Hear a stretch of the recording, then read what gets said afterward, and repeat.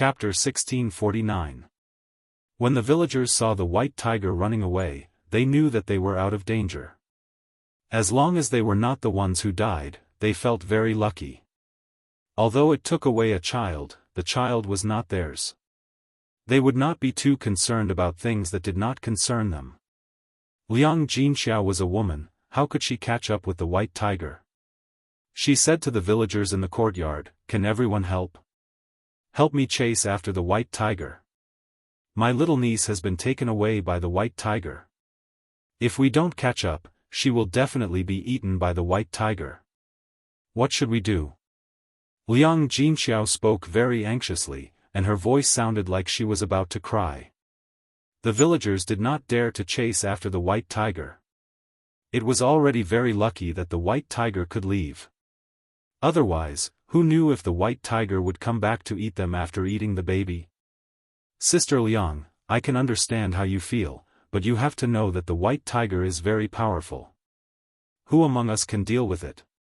It's better not to chase after it. If we do, we will lose our lives in vain.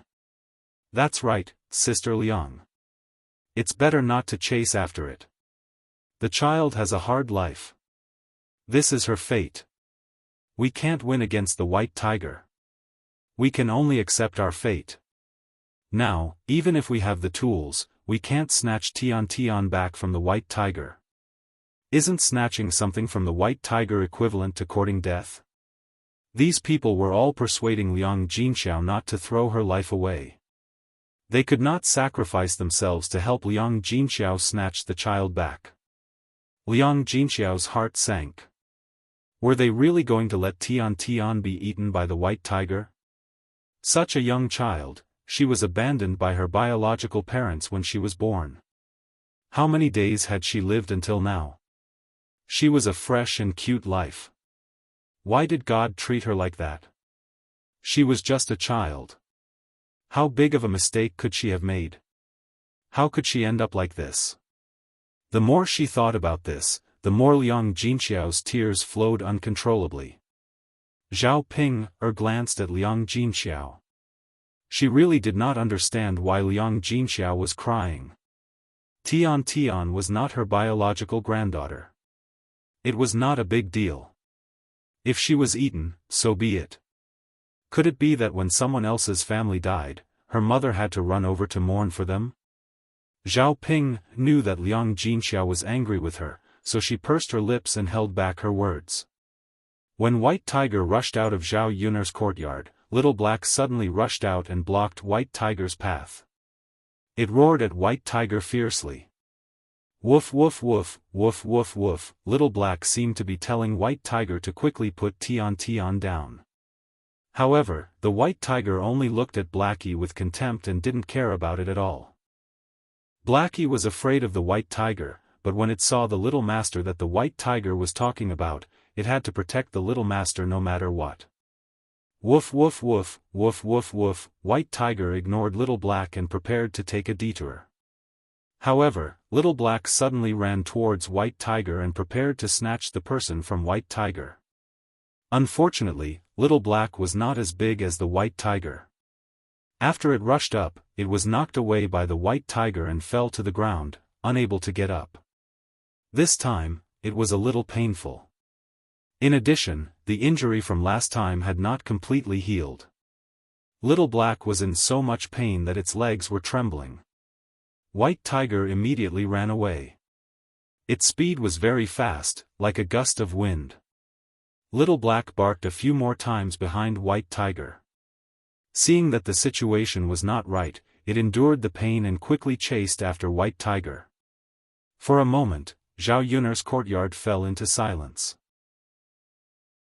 Chapter 1650. Daodu was scared out of his wits. Although he was not the one who was eaten, he was still traumatized by the experience. She was a child after all. Even the adults were scared, so how could a child bear it?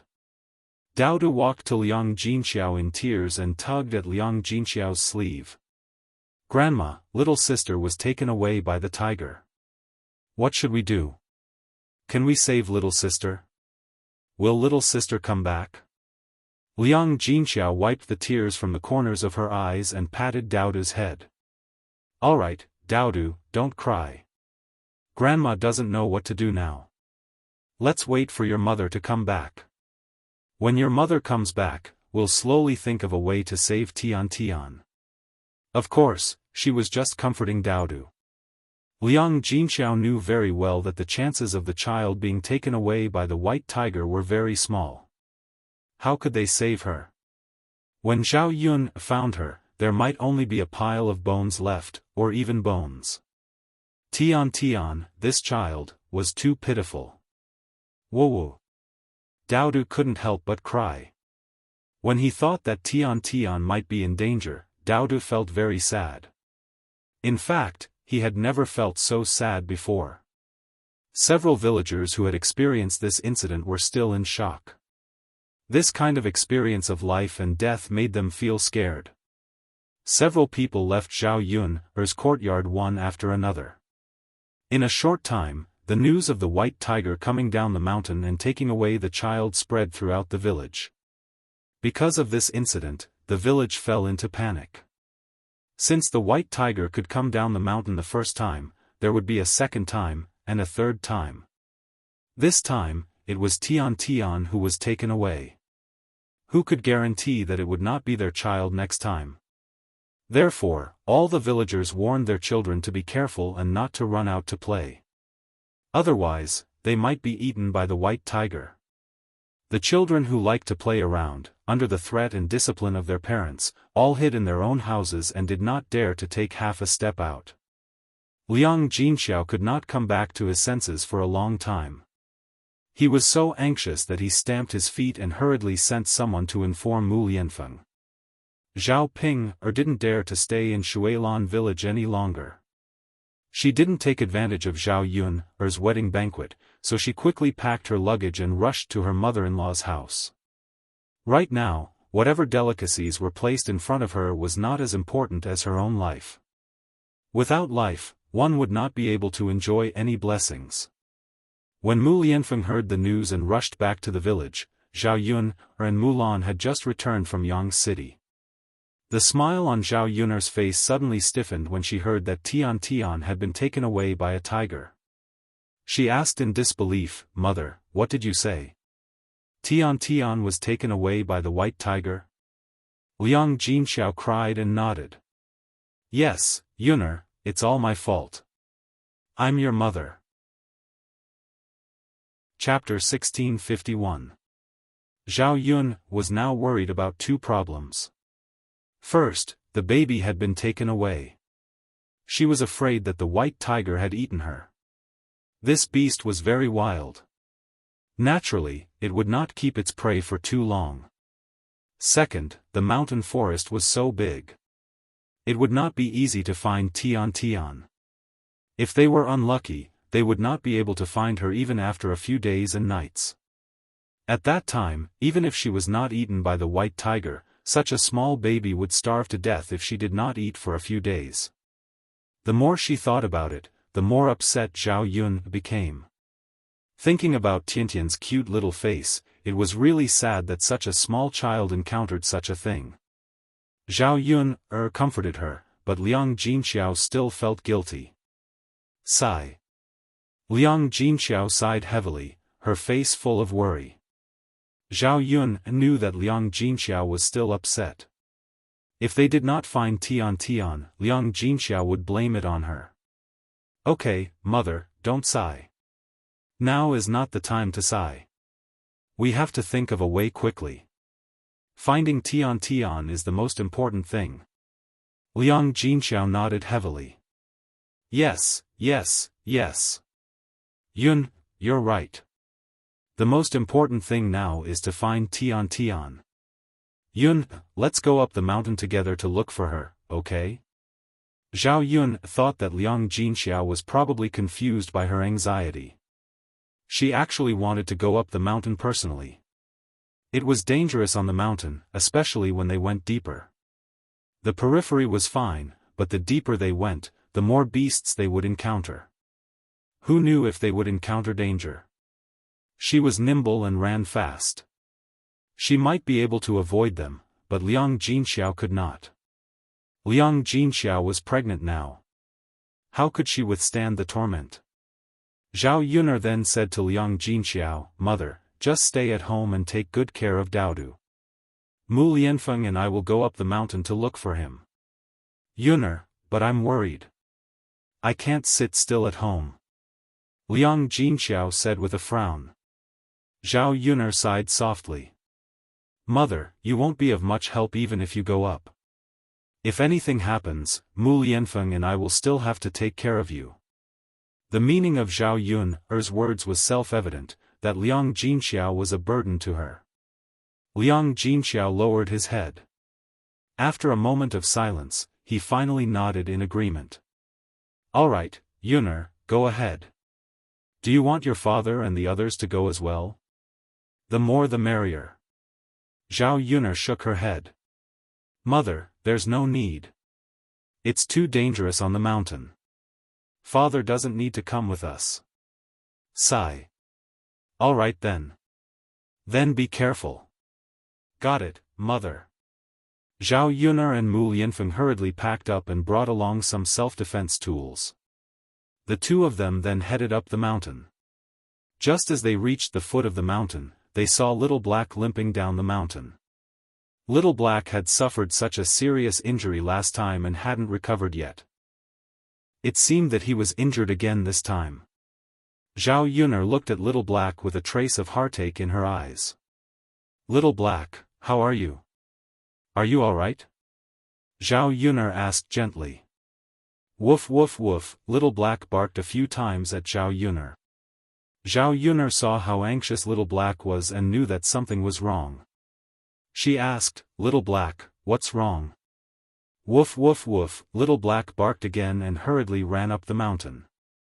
Zhao Yuner seemed to have sensed something and hurriedly said, "Mu Lianfeng, hurry up and follow Little Black. Little Black should know where Tian Tian is."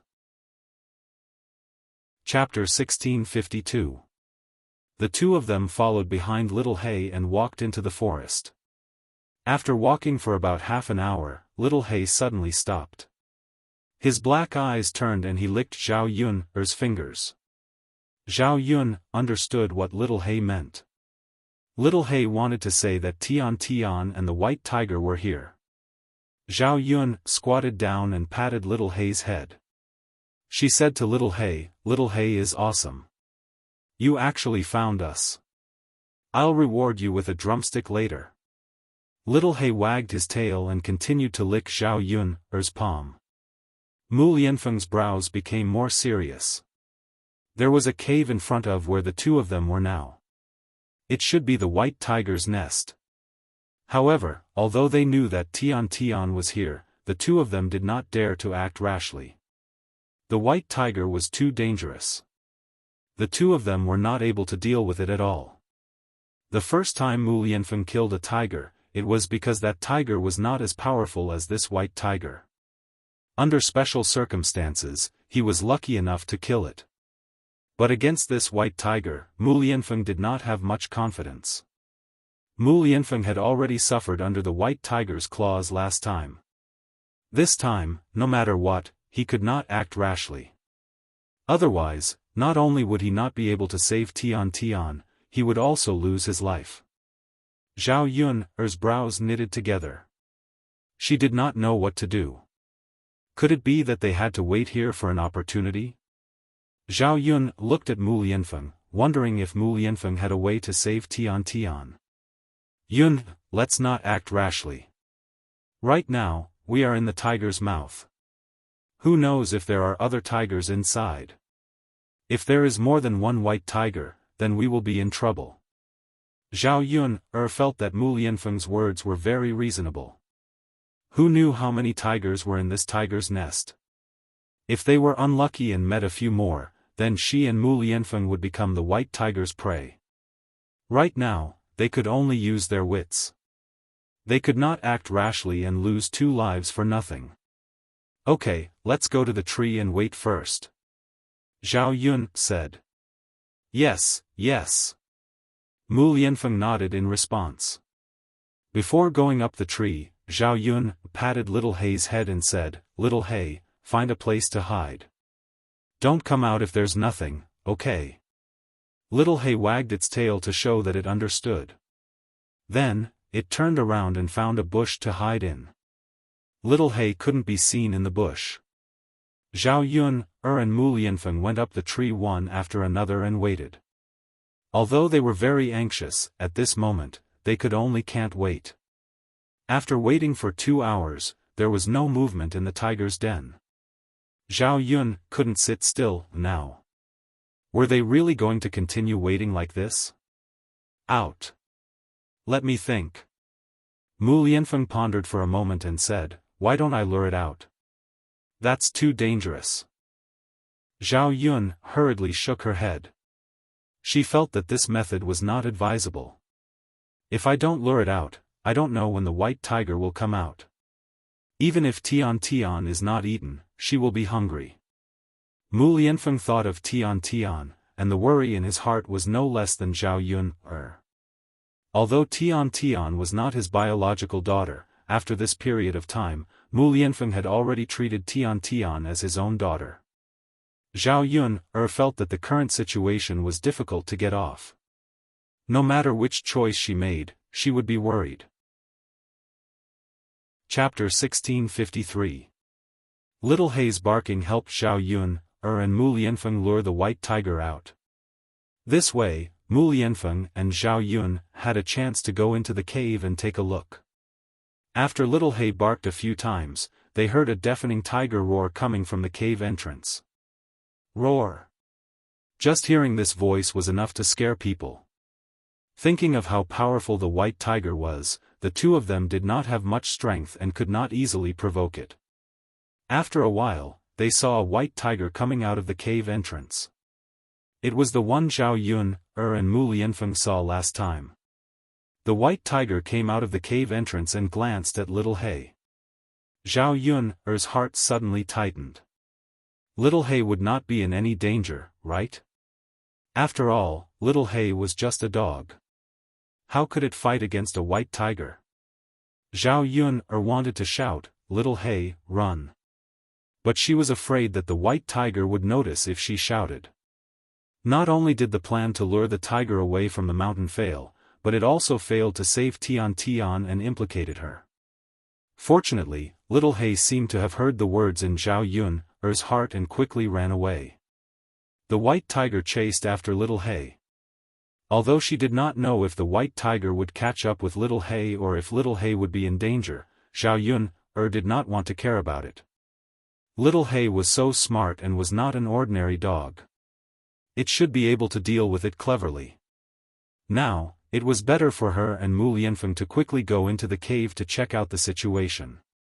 After Little Hei barked, only one white tiger came out of the cave. There should not be other tigers, or else they would have come out together. At this time, the cry of a baby came from the cave entrance, but it quickly disappeared. Zhao Yun's heart skipped a beat. This cry was Tian's.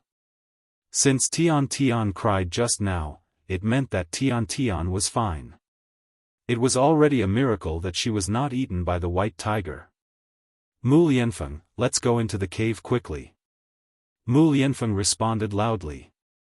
The two of them came down from the tree together and ran in the direction of the cave entrance. The cave was not very big, and they walked in after a while. However, what surprised Zhao Yun and Mu Lianfeng was that there was a white tiger lying inside. This white tiger was slightly smaller than the previous one, but it was still very strong. The two tigers stayed in the cave, one was a male and the other was a female. The one that chased after Little Hei was a male tiger was a female this time. The one in the cave was a female. The most surprising thing was that the white tiger didn't seem to have any intention of hurting Tian. Instead, it let Tian lie on its chest. Tian guessed that she was hungry. She held white tiger's breast with her small hands and sucked on it with a smack sound. The white tiger looked at Tian as if it was looking at its own child. But when Zhao Yun and Mu Lianfeng rushed in, the white tiger's eyes suddenly became very tired. When it looked at Mu Lianfeng and Zhao Yun, the two of them felt a chill in their hearts. The two of them were stunned. The white tiger could pounce on them at any time. They did not dare to move half a step. The current situation made them even more anxious. They had already come in, but who knew that there would be a white tiger? However, the white tiger was not easy to deal with. It was hostile to the two of them. As long as they took a step forward, it could get up at any time and pounce on them. What should we do? Zhao Yun asked in a low voice in Mu Lianfeng's ear. Directly snatch it? It seemed impossible. Whether they could deal with this white tiger, Zhao Yun knew her own limits. Mu Lianfeng did not answer. He also did not know. Chapter 1654. For example, when the tigress had her own cub, it was like this. Right now, this tigress treated Tian Tian as its own child. Not only did it not eat Tian Tian, but it also had to feed Tian Tian. If they were to snatch Tian Tian away now, to the tigress, it would be the same as snatching away its child. It would never allow it. If they were to forcefully snatch Tian Tian away, they would be the ones to get hurt and suffer losses. They were afraid of angering the tigress. Originally, the tigress did not intend to hurt Tian Tian, but in the end, it changed its mind and ate Tian Tian. If that happened, it would be too late to regret it. If Tian Tian was not lying on the tigress' chest and drinking milk, the tigress would probably have gotten up from the ground and attacked them. Seeing that Zhao Yun, and Mu Lianfeng had not left, the tigress raised its fangs, as if threatening Zhao Yun, and Mu Lianfeng to quickly get out of the cave. If they did not leave, it would not be polite. Zhao Yun, and Mu Lianfeng looked at each other. At this moment, there was movement outside the cave. It seemed that the tigress was coming back. Yun, let's hurry up and leave first. It should be fine tomorrow. We'll find a chance to come again next time.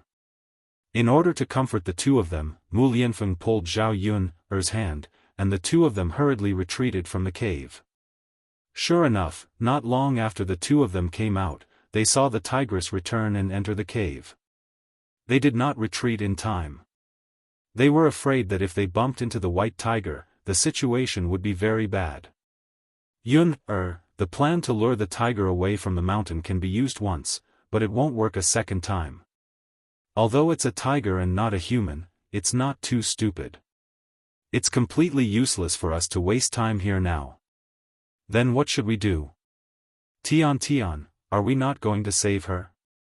Mu Lianfeng sighed and said, I want to save her too, but it's not something that can be done just because I want to. This white tiger has gone back. How can we deal with two tigers?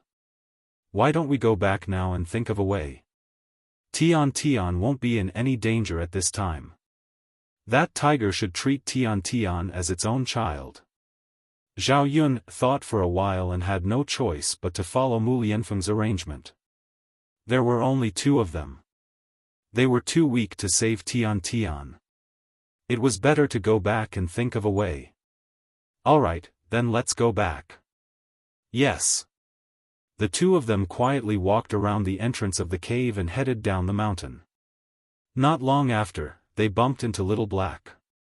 Just now, after Little Black lured the white tiger away, it hurriedly hid, so it was not caught by the white tiger. If it wasn't for the fact that there was another tigress in the cave, Tian Tian would have already been rescued. However, because Little Hay had been running too vigorously and his previous wound had not healed, his leg was injured and his wound was torn a little. Seeing Little Hay like this, Zhao Yun felt very distressed. She quickly carried Little Hay up and didn't let Little Hay continue to walk. When he returned, he still had to treat Little Black's wounds and bandage it with herbs. He didn't want Little Black to jump around for the next few days. He had to recuperate properly, otherwise, Little Black would be in danger. Sometimes, an animal's life was much more fragile than a human's. After it was injured, it had to be taken good care of. Yunner, let me carry him. Mu Lianfeng reached out and took little Hay from Zhao Yun'er's hands. Now that little Hay had grown up a little, it weighed more than 10 to 20 caddies. It was indeed very heavy in her hands. After Mu Lianfeng took it, Zhao Yun'er's hands suddenly became lighter. The two of them continued to walk down the mountain. The two of them walked tiredly for half an hour and finally walked down the mountain and returned to the village. Chapter 1655. Heir presumptive, Yun'er, why are you back so soon? How did it go? Did you find Tian? Is she all right? Liang Jinxiao asked anxiously. Zhao Yun'er and Mu Lianfeng both frowned. Seeing that the two of them did not return with the child, Liang Jinxiao thought that Tian had been eaten by the white tiger. He immediately burst into tears, and tears flowed out uncontrollably. Seeing that Liang Jinxiao was in tears, Zhao Yun'er hurriedly said, "Mother, although we couldn't save Tian, she's fine now." Liang Jinxiao did not understand Zhao Yun'er's words. How could she be fine if they couldn't save her? The tiger was very ferocious. Wouldn't it eat Tian? Zhao Yun'er comforted Liang Jinxiao with a few words and told him about the situation that she and Mu Lianfeng encountered when they were looking for Tian. After hearing Zhao Yun'er's account, Liang Jinxiao opened his mouth in shock. He had lived for decades, but this was the first time he had heard of such a situation. The tiger took the child away, but not only did it not eat it, it even fed the child milk. Did this mean that Tian was really fine? The tears that had been flowing uncontrollably finally stopped. Zhao Yun'er tugged at Liang Jinxiao's hand and said, "All right, mother, don't cry. Let's slowly think of a way. Sigh, all right, that's all we can do now. As long as the child is fine, we have a chance to save her." Yes. Zhao Yun'er nodded. It was already past lunchtime. Liang Jinxiao and Zhao Wenhua were anxiously waiting at home and were not in the mood to eat. Zhao Yun'er and Mu Lianfeng were a little hungry after going up and down the mountain. Zhao Yun'er said, "Mother, let's think of another way. Let's hurry up and prepare something to eat. Everyone hasn't eaten lunch yet. You must be hungry, right?" "All right, mother will prepare it." "All right. Mother, just make something simple." "All right, then let's make a few bowls of noodles. It's more convenient that way." "All right." Liang Jinxiao responded and turned to go into the kitchen. They made do with some vegetarian noodles for lunch, but it was not too shabby. Liang Jinxiao took a few eggs out of the chicken coop. Since they had a few chickens, they receive a few eggs, enough for their family. Normally, the people in the countryside wouldn't eat the eggs laid by other people's chickens. Instead, they would save the eggs to exchange for money or use the eggs to exchange for other daily necessities.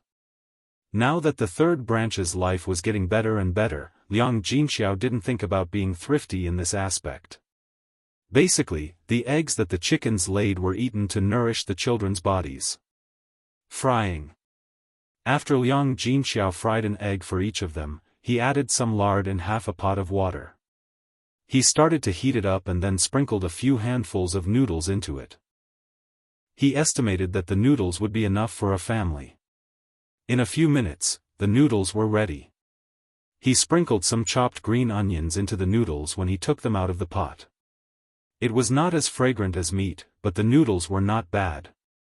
Especially the fragrance of the chopped green onions. It felt like they could smell it from afar. He added a few fried eggs and cooked them together. It was just right to increase the freshness of the noodles. It did not take long to cook. To the country people, it was already a delicacy. Liang Jinxiao scooped a bowl of noodles for each of them and called for them to eat. Chapter 1656. Liang Jinxiao hurriedly stopped Zhao Yun'er. "Yun'er, eat slowly. Don't eat in such a hurry, or you'll burn your throat. The noodles are very hot. You should blow on the noodles to cool them down before eating." Zhao Yun'er nodded in embarrassment. She was too impatient, like a child. People had to feel comfortable when they were full. Otherwise, it would be too uncomfortable when they were hungry. Mu Lianfeng held the noodles in his hands and stood in the courtyard, slowly eating them. The strong fragrance of the noodles spread throughout old Zhao's courtyard. Feng Zhangxia smelled the fragrance of the noodles and walked out of the house. Because she was thinking about Zhao Yun'er's family's banquet at noon, Feng Zhangxia did not prepare lunch. Who knew that the white tiger would take Tian Tian away? Feng Zhangxia was afraid that Zhao Yun'er would come back from the mountain after a while, so she had been waiting. If Zhao Yun'er came back, she would be able to eat. If she waited and Zhao Yun'er prepared a banquet, she would not be able to eat the food from Zhao Yun'er's family after she was full. Unfortunately, she waited for more than 3 hours. It was already 1 or 2 o'clock in the afternoon. It was past mealtime, and her stomach could not bear it. Yun'er, third sister-in-law, why are you eating? Feng Zhangxia frowned slightly, and her tone was somewhat questioning and dissatisfied. Liang Jinxiao looked up at Feng Zhangxia in confusion and replied, Sister-in-law, what's wrong? Can't we eat? It's already past noon, and no one has eaten. So we just made some noodles to fill our stomachs. Is there something wrong? Feng Zhangxia's face suddenly darkened. Didn't they say that they were going to prepare a banquet at noon? Now that Zhao Yun'er had finally come back, the third branch only made some noodles. Wasn't she waiting in vain? Third sister-in-law, isn't your family preparing a banquet at noon? Don't you want to prepare it? Why are you only eating noodles for lunch? Liang Jinxiao frowned slightly and explained to Feng Zhangxia, Sister-in-law, Yun'er just came back and she's hungry. If they were to prepare for the banquet at this time, who knew when they would be able to eat it? Why don't we make some noodles for lunch? It's convenient and fast, and we don't have to go hungry. The corners of Feng Zhangxia's mouth twitched a few times, and her face was extremely ugly. Usually, the banquet was prepared at noon. Now that the third branch had not prepared anything, could it be that they were not going to prepare for the banquet? Then wouldn't she have lost a good meal for nothing? Third sister-in-law, your family has bought all the vegetables. If you don't prepare the banquet today at noon and wait until tomorrow at noon, the vegetables you bought will probably spoil in this season, especially the meat. Yun'er had spent money on it. She couldn't let it go to waste. I saw that Yun'er bought a lot of groceries today. Your family won't be able to finish them all. Liang Jinxiao said, Sister-in-law, it's okay. The banquet will be prepared at night. The vegetables won't spoil as long as they don't stay overnight. We're a family. We can eat whatever we want at noon or at night. There's no need to be so particular. Besides, Yun'er did have something to do today, so she was delayed. Don't you think so, sister-in-law? Feng Zhangxia quickly nodded and said, yes, yes, yes. Third sister-in-law, you're right. Our old Zhao family can eat together either at noon or at night. The banquet is still necessary. After all, it's for the sake of celebration. Feng Zhangxia's originally gloomy face suddenly looked much better. Chapter 1657. Zhao Yun'er rolled her eyes in her heart. This Feng Zhangxia, although her mouth sounded nice, in fact, who didn't know that she was thinking about her family's food in her heart? It was true that other people's things were good, and she couldn't wait to take a little bit of advantage. Liang Jinxiao responded, and the smile at the corner of his mouth was a little resentful. Zhao Yun'er also didn't pay attention to Feng Zhangxia at all. The banquet at night indeed had to be prepared. The meat that was bought must be eaten on the same day, otherwise it would be easy to spoil. After all, the weather was getting hotter, and there was no refrigerator in ancient times. Thinking of the refrigerator, Zhao Yun'er suddenly thought of using saltpeter to make ice. When she was young, not every house had a refrigerator, but the people in the village would sell popsicles and ice cream. At that time, a popsicle cost 2 cents, but they ate it with relish. The person who sold the popsicles would put the ice into a box and then cover it with a quilt. This way, the temperature would be kept low and the ice in the box would not melt. This was equivalent to a small, simple refrigerator. In the era where refrigerators were rare, this method was used to preserve the popsicles. If she were to use saltpeter to make ice now, she could put the ice into a small sealed box and then cover it with a quilt. This way, even if the weather was hot, she could put the food or ingredients from last night into this simple refrigerator. It wouldn't spoil, and it wouldn't waste the ingredients. This would have to wait until she had time to do it, and she was not in the mood at all. As long as Tian didn't come back, her heart would be in suspense. She didn't want to organize the banquet at night. She thought that even if she didn't organize the banquet tonight, she would have to make it up. It would be better to do it directly. After all, the ingredients were already bought. After a while, the noodles in Zhao Yun's bowl were not so hot, and she swallowed the noodles in big mouthfuls. Liang Jinxiao also came out of the kitchen with a bowl of noodles.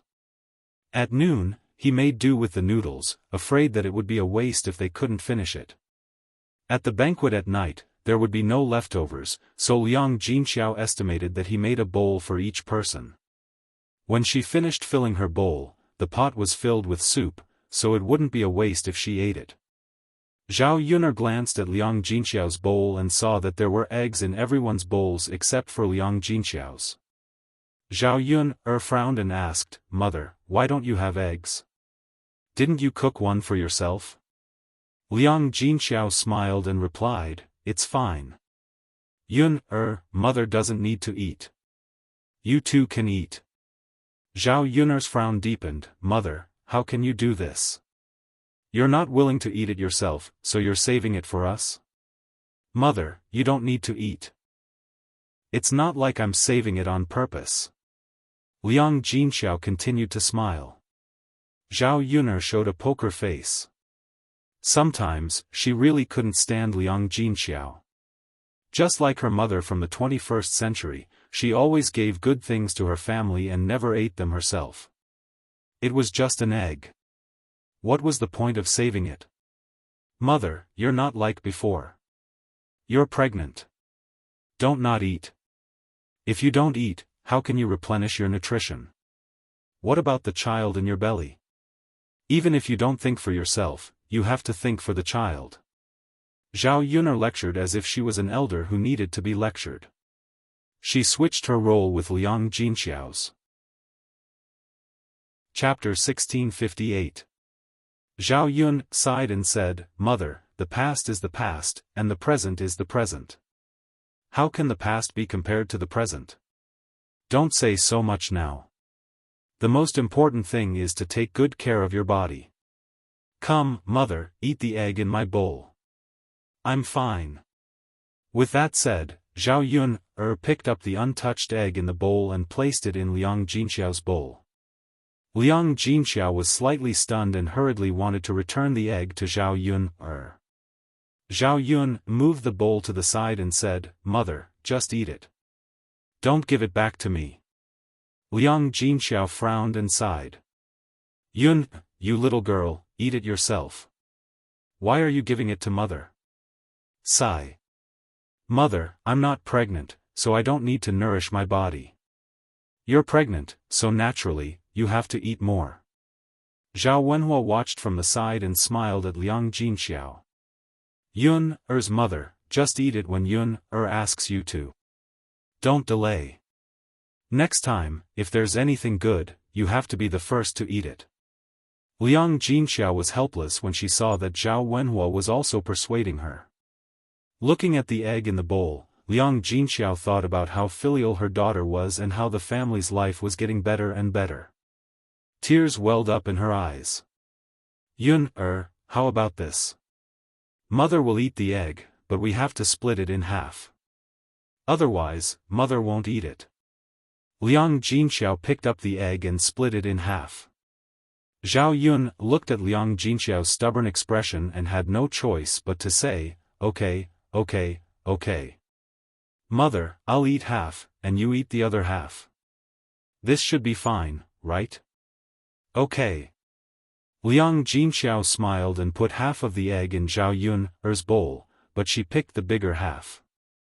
Zhao Yun felt a little helpless. Perhaps this was how parents treated their children.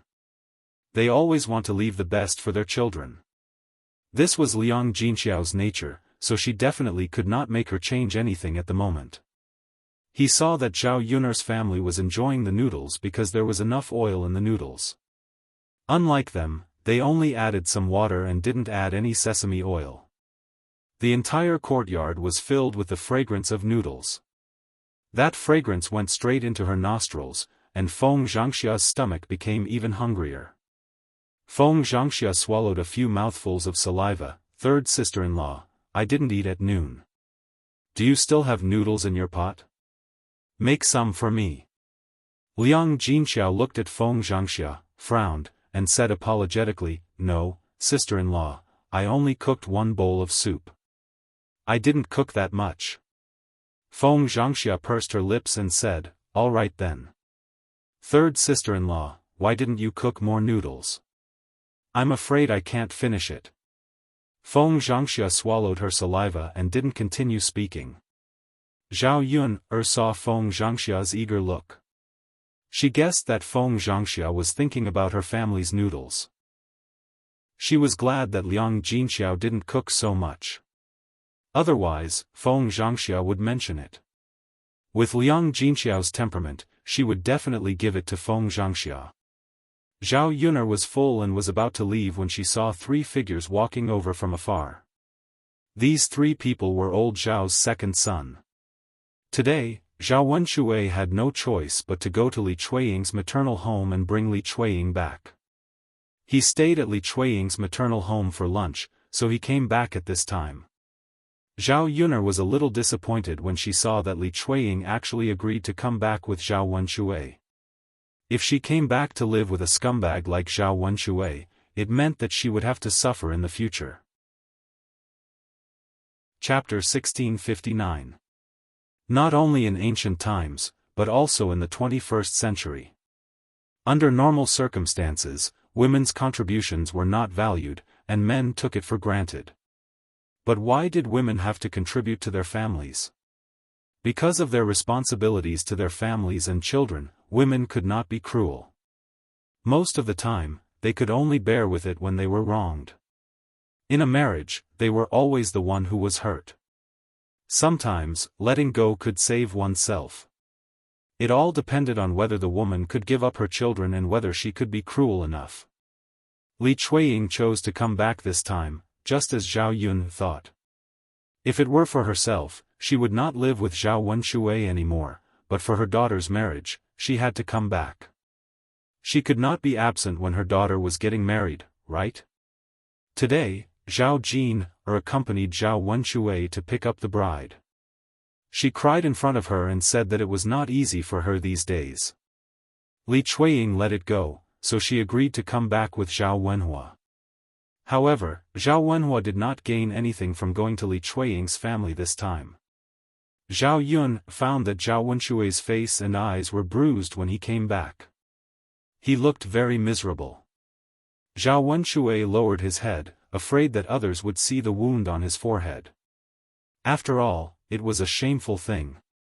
As a man, he was beaten and could not erase his face, so he was afraid of being ridiculed. The reason why Zhao Wenshui's face was so badly injured was that he went to Li Chuiying's family. Li Chuiying's family felt that their daughter was bullied by him, so they taught him a lesson. The wound was caused by Li Chuiying's two older brothers. Although he was a man, how could he deal with Li Chuiying's two older brothers alone? He could only be beaten. In addition, the purpose of his visit today was to pick up Li Chuiying to go back to his hometown.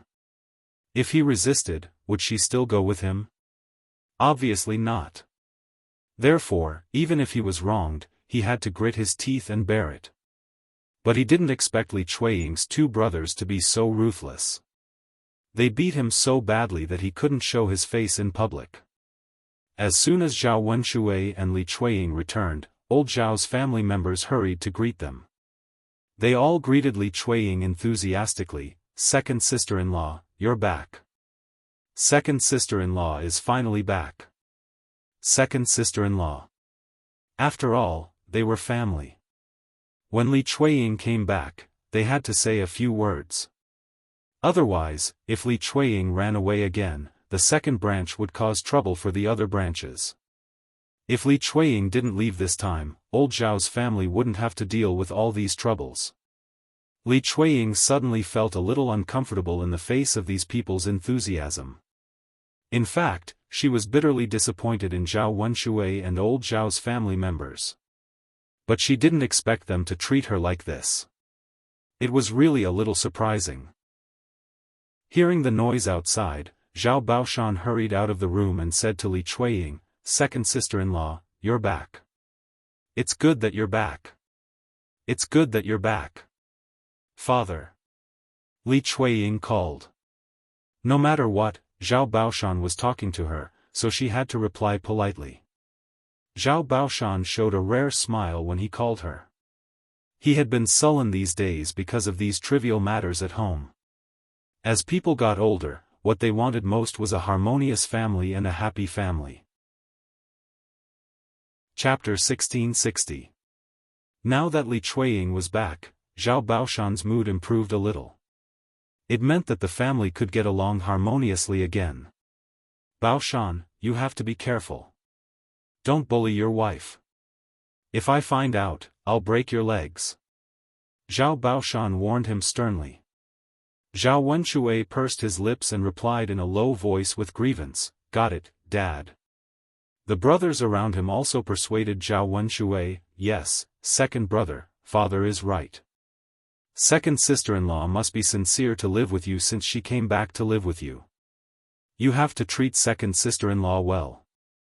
Brother Baoshan, if you bully second sister-in-law again and she runs away, you'll be the one suffering. You should know how difficult it is to live alone during this period of time when second sister-in-law is not around, so you have to treat second sister-in-law well." Brother Baoshan, for a moment, old Zhao's brothers and sisters-in-law all spoke up for Li Chuiying and criticized Zhao Wenshui. Zhao Wenshui was a little impatient. He had treated Li Chuiying badly before, but they shouldn't criticize him like this, right? If it weren't for Zhao Baoshan's presence, Zhao Wenshui wanted to retort. However, he was afraid that Zhao Baoshan would punch him, so he could only swallow his words. Old Zhao's family chatted for a while before Hua Chunhua came out of the room. "Old lady, second sister-in-law is back." "Yes, Mom, second sister-in-law is back." After hearing their words, Hua Chunhua just glanced at Li Chuiying indifferently and said, "You finally know to come back." Li Chuiying's face immediately darkened when he heard Hua Chunhua's words. He knew that Hua Chunhua was dissatisfied with him. The good atmosphere was ruined by Hua Chunhua's words. Zhao Baoshan glared at Hua Chunhua and reprimanded her, "Old woman, what are you saying?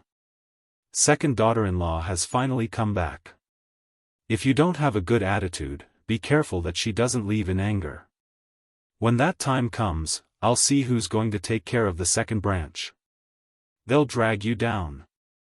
Hua Chunhua became obedient after being scolded by Zhao Baoshan. Unlike the rest of old Zhao's family, Hua Chunhua was the first to notice the scar on Zhao Wenshui's face. Hua Chunhua quickly asked, "Second brother, what happened to your face? How did you get hurt like this?" Everyone finally noticed the scar on Zhao Wenshui's face when Hua Chunhua said this. "Yeah, second brother, what happened to your face? Why is it swollen like a pig's head? Second brother, your face is badly hurt. Are you okay?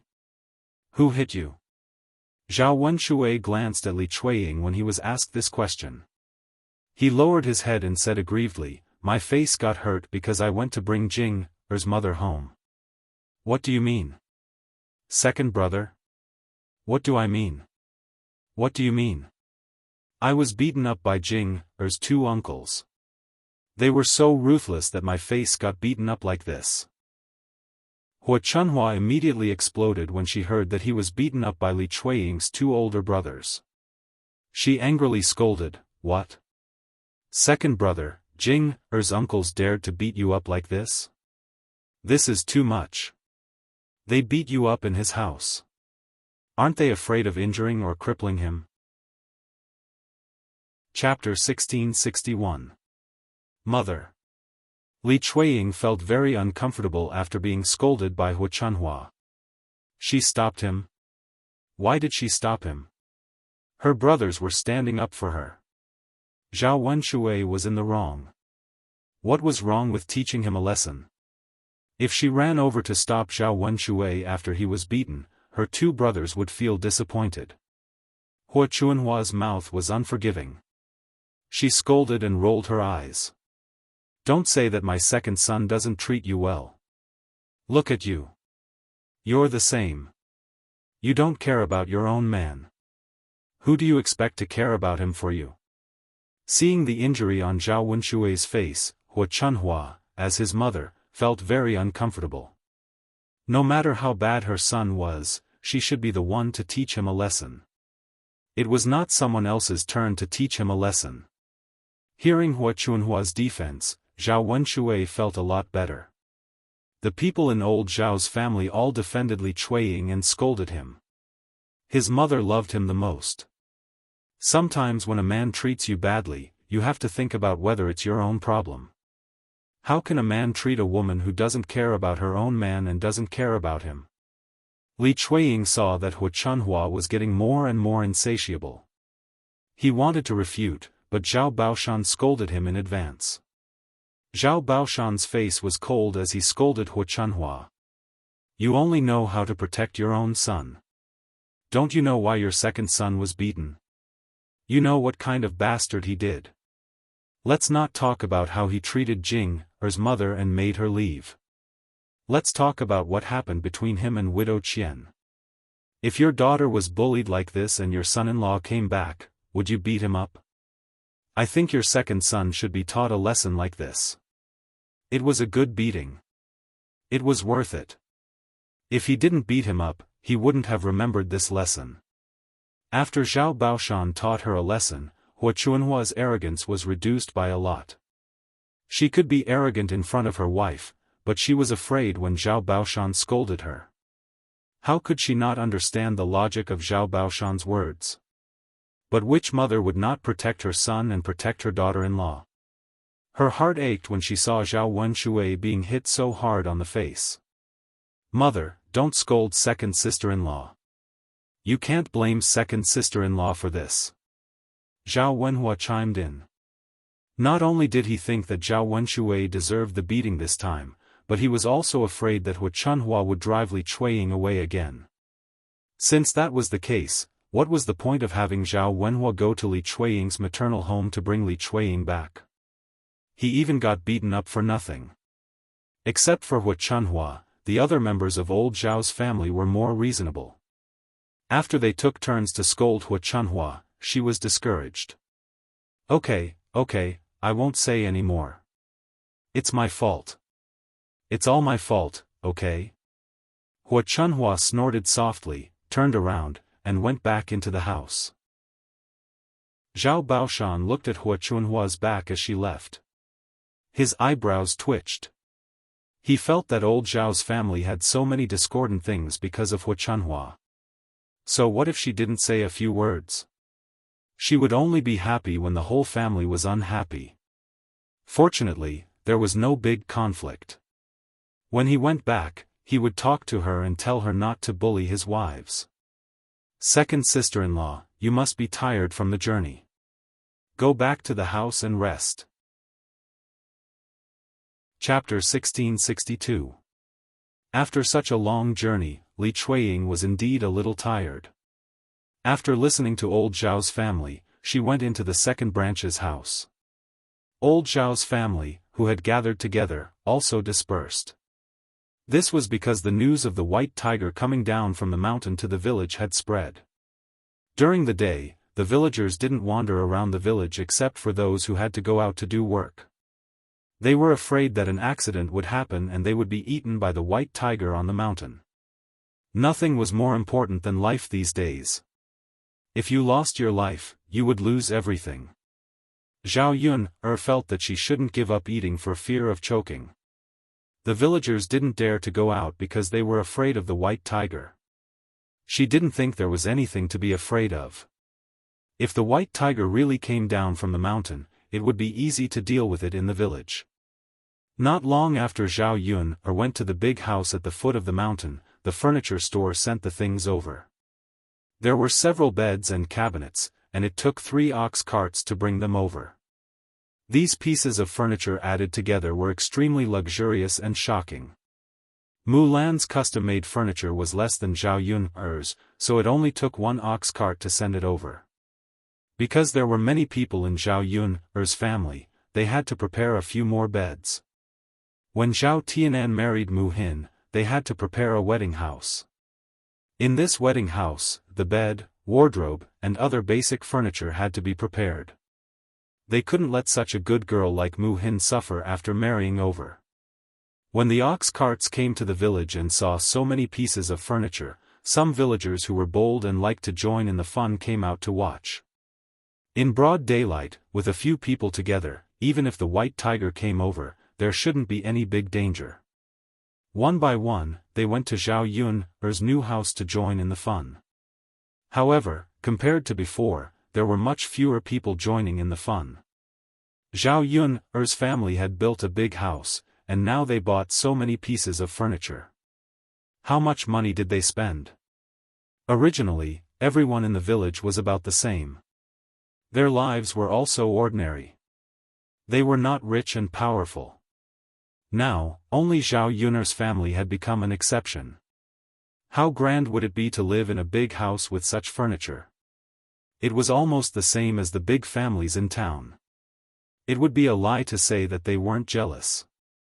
What people hated the most was to see someone who was about the same as you suddenly become rich one day.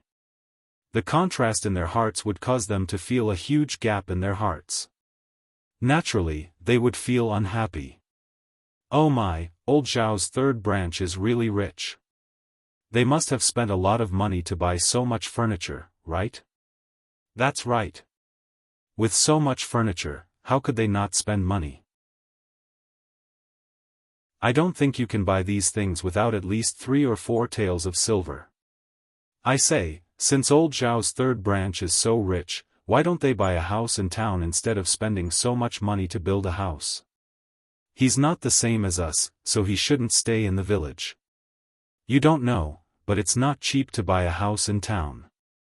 Their family is rich in the village, but it's not necessarily the case in town. How can they have a sense of superiority in front of us? They're deliberately showing it to us so that we can be envious and jealous. However, there's no other way. I have to admit that old Zhao's third branch's life is getting better and better. They're much better than us. Oh, that's right. They're different from us. We can't climb up to such a neighbor. Yes, we can't. They're rich now, and we're poor. Chapter 1663. These villagers' words were more sour than the other. To put it bluntly, they were jealous and couldn't bear to see others doing well. Zhao Yun's family's conditions suddenly improved so much that they hated her. Zhao Yun heard the words of the surrounding villagers, but did not pay attention to these people. Others could say whatever they wanted. That was their business and she couldn't care less. Her family's life was good and others couldn't take advantage of it.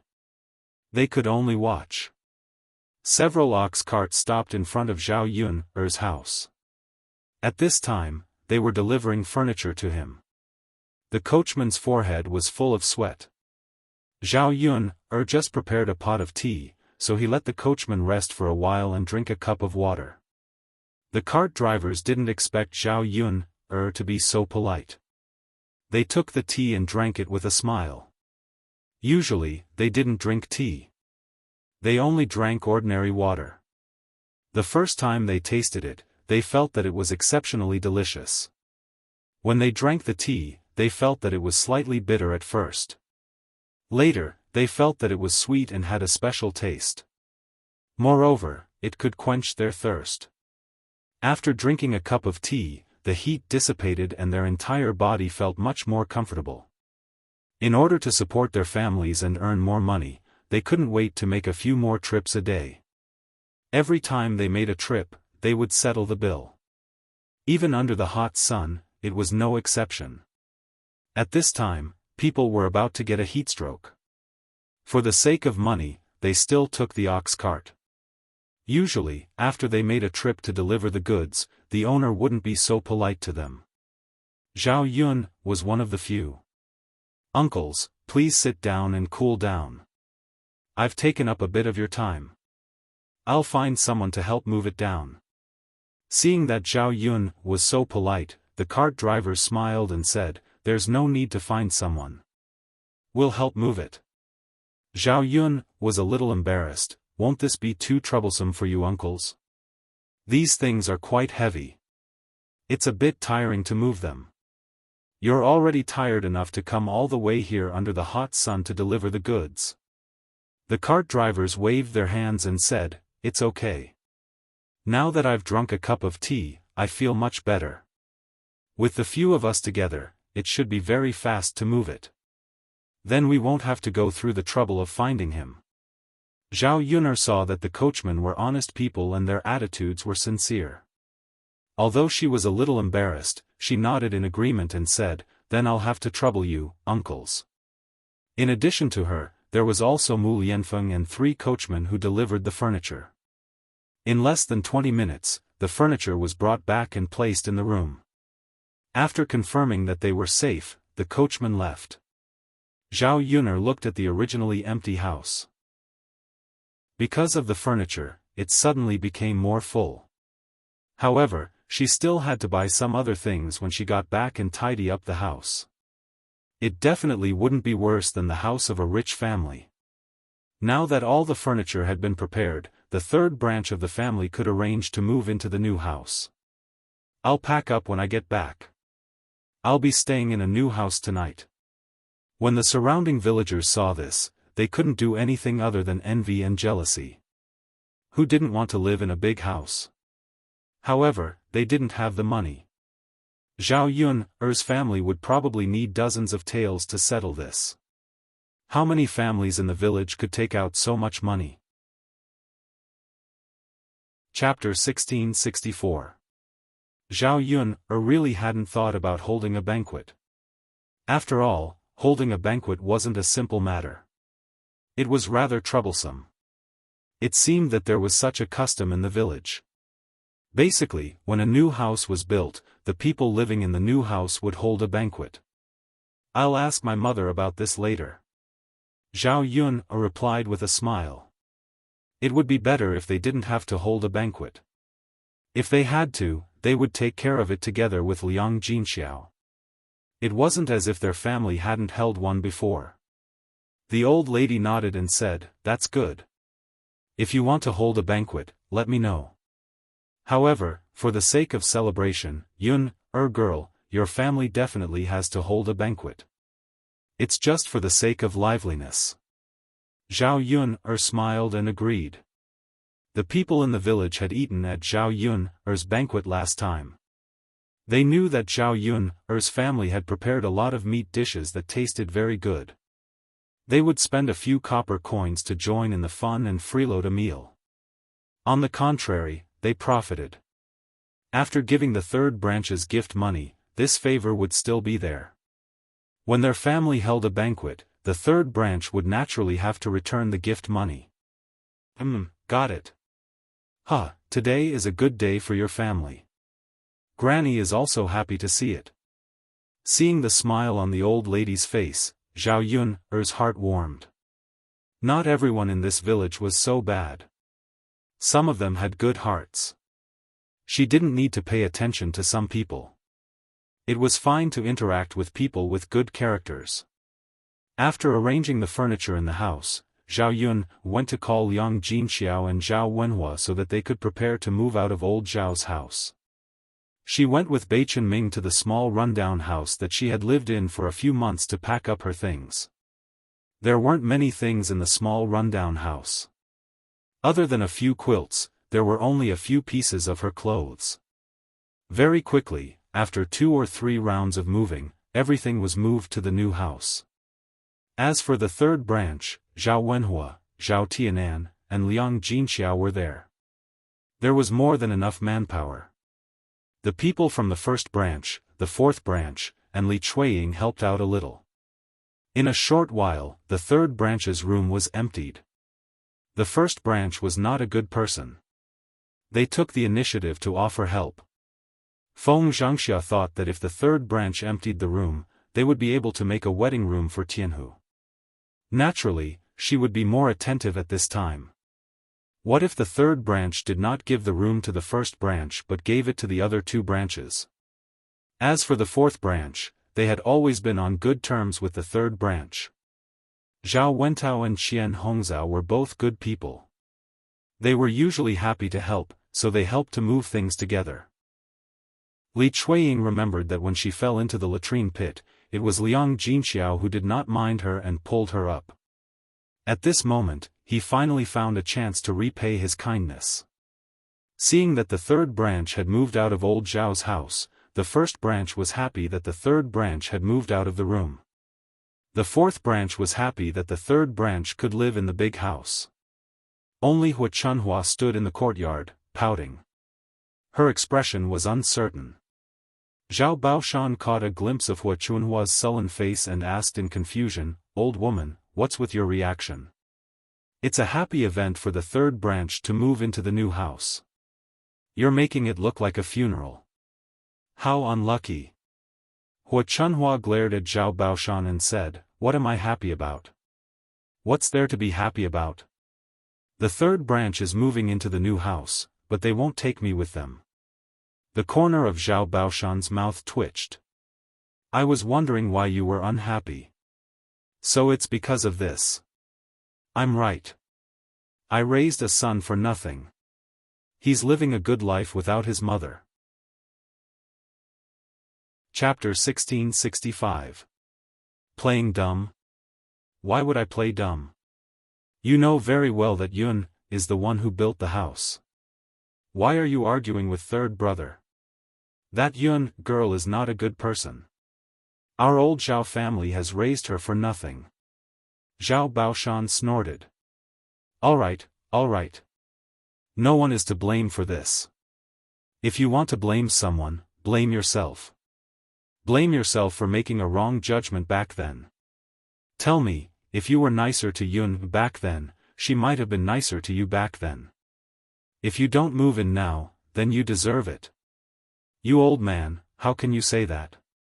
You only know how to speak up for that girl. Hua Chunhua complained with great dissatisfaction. I'm not speaking up for anyone. I'm just speaking the truth. If you're nice to others, they'll be nice to you.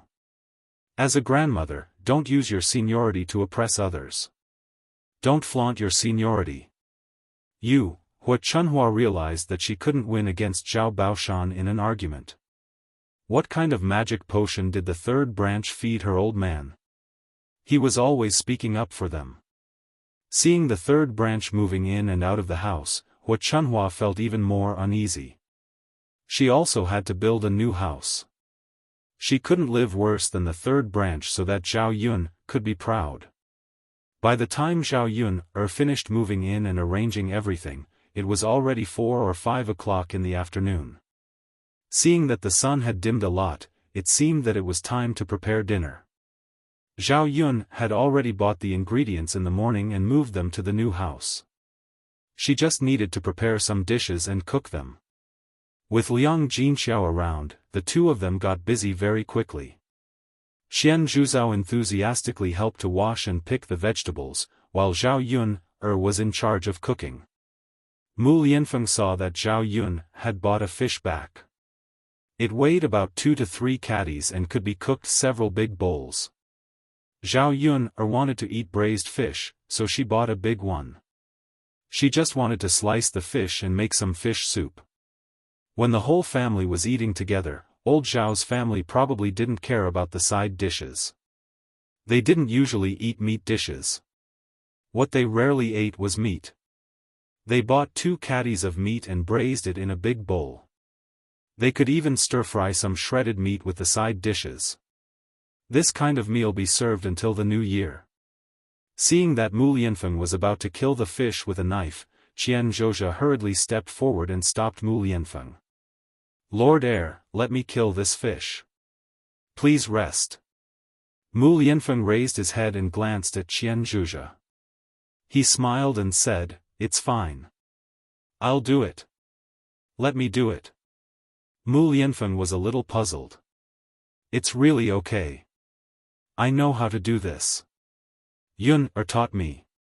Fourth aunt, you don't have to help." However, Qian Zhui insisted, "Heir apparent, although this isn't a tiring task, the fishy smell on the fish is too strong. You can't smell it. What if the fish's blood splashes onto your body while you're doing it? Your clothes look very expensive. You should pay more attention to them. I'm wearing coarse clothes. It's better for me to do it." As she spoke, Qian Zhuzhao went forward and took the knife from Mu Lianfeng's hand. Then, she squatted down and began to kill the fish. Mu Lianfeng smiled helplessly. It seemed that he couldn't work in his usual clothes. He had to prepare some tattered clothes. That way, no one would stop him from doing farm work the next time he wanted to do it. Mu Lianfeng lowered his head and glanced at Qian Zhuzhao killing the fish. He had to admit that Qian Zhuzhao was much more skilled than him. Chapter 1666. Now that Zhao Yun'er's family had built a new house, the kitchen was bigger. Knowing that the few people in the family were gluttons and loved to eat, Zhao Yun'er prepared some delicious food from time to time. It would be more convenient for them to cook in the future if the kitchen was bigger. Usually, she liked to cook some food for herself. Previously, when two people entered the kitchen, they couldn't turn around. This time, there were 3 people in the kitchen and it was still very spacious. There was a large table in the middle of the kitchen. There were bowls, chopsticks, and ingredients on it. There was also a chopping board for them to cut vegetables on. There were 2 windows in the kitchen. The lighting was very good and the ventilation was good. In this season, one was most afraid of stuffiness when working in the kitchen. In the previous small kitchen, people couldn't stand it after a while. Now, they didn't feel uncomfortable in the kitchen. Qian Red Date sighed as she helped to cut the vegetables. A big house is good. It's more comfortable to cook in a big kitchen. Liang Jinxiao smiled and replied, "Yes, I think it's good too. I never thought that I would live in a house like this one day. It feels like a dream." Qian Red Date laughed even more happily. "Huh, third sister-in-law, this is all because Yun'er is good. If it weren't for Yun'er, she wouldn't be able to live in a house like this." Liang Jinxiao nodded in response. There was a sense of pride between her eyebrows. The greatest blessing in her life was to give birth to such a daughter. She brought the family to live a good life after suffering. The 2 sisters-in-law chatted as they cut the vegetables. Soon, they were ready. Zhao Yun'er got the money for the stove and started to cook. After a while, a strong fragrance wafted out of the kitchen, especially the smell of meat. They couldn't help but swallow their saliva. They couldn't wait to eat it immediately. At this moment, in addition to being tempted by the smell of Zhao Yun'er's cooking, they were also hungry because they moved back and forth in the afternoon. There was a lot of work to do. The noodles they ate at noon were easy to digest but not filling. Now, they only felt that their stomachs were empty. In the kitchen, Zhao Yun'er quickly cooked a few dishes. In the evening, old Zhao's family came over. Zhao Yun knew old Zhao's family's fighting ability, so she prepared more food. She was afraid that those people wouldn't have enough to eat and the third branch wouldn't have enough to eat. In addition to the fresh vegetables, Zhao Yun'er stir-fried a plate of fresh meat with garlic moss and added a few pieces of green pepper. The aroma of the fresh meat made people drool even more. In addition, he also prepared a bowl of loofah egg soup and a plate of scrambled eggs. In total, there were more than 10 dishes on the table. Yuner girl, that's enough. You don't have to cook any more. Xian Hongzhao hurriedly said after seeing Zhao Yuner cook so many dishes. He was afraid that Zhao Yuner would cook too much and not be able to finish it. If he couldn't finish it in this season, it would go bad easily. What a waste. Zhao Yuner glanced at the dishes on the table. She was not sure. Under normal circumstances, 10 or 20 dishes would be enough. However, old Zhao's gluttonous family members, especially Zhao Wenxue, could eat a lot by themselves. After hesitating for a while, Zhao Yuner said, "Fourth aunt, let's cook a few more dishes. Anyway, there are still dishes. Hey, girl, you're really not shabby when you're inviting people." "It's my duty," Zhao Yuner said while her hands didn't stop moving. The stove was burning wood and the fire was very strong. A dish could be cooked in the pot for a few minutes. It was more convenient to cook vegetables without stewing. Chapter 1667. The pancakes were made with flour and a few eggs.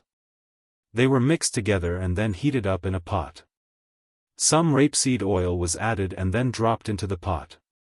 One side of the pancake was cooked, turned over, and pasted on the other side. Because of the addition of eggs, the pancake was golden yellow. It was beautiful and fragrant, making people salivate. After a while, the food was finally ready. Zhao Yun stood in front of the stove, and her forehead was covered with sweat. Her back was also soaked. She had to wash it well at night and then go to bed. "Dinner is ready, dinner is ready. Everyone, sit down quickly." Liang Jinxiao greeted old Zhao's family with a smile. Zhao Yun ordered a large round table among the furniture. Old Zhao's family could squeeze together and eat at the same table. Under normal circumstances, a table could not sit so many people. The women had to stand and not eat at the table. Now that they could all sit down, they were naturally happy. "I've been hungry for a long time after smelling Yun-er's food. After waiting for so long, it's finally time." "Yes. Yun-er's cooking is amazing. Let's not be stunned and eat quickly." "Yes, yes, yes, let's eat quickly." Old Zhao's family was together and did not stand on ceremony. It was rare for them to eat such good food, so they immediately ate heartily. Zhao Yun could not help but think of Tian Tian in the tiger's den and lost her appetite. Faced with a table full of good food, she only picked a little bit to eat. These dishes were chewed in her mouth like chewing wax, and she could not taste anything. The men ate and drank. It was the first time since they separated that they had a meal at the same table. Zhao Baoshan was suddenly filled with emotions.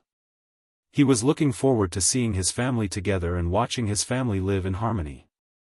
Now that they had separated and lived their own lives, he felt that they were not a family.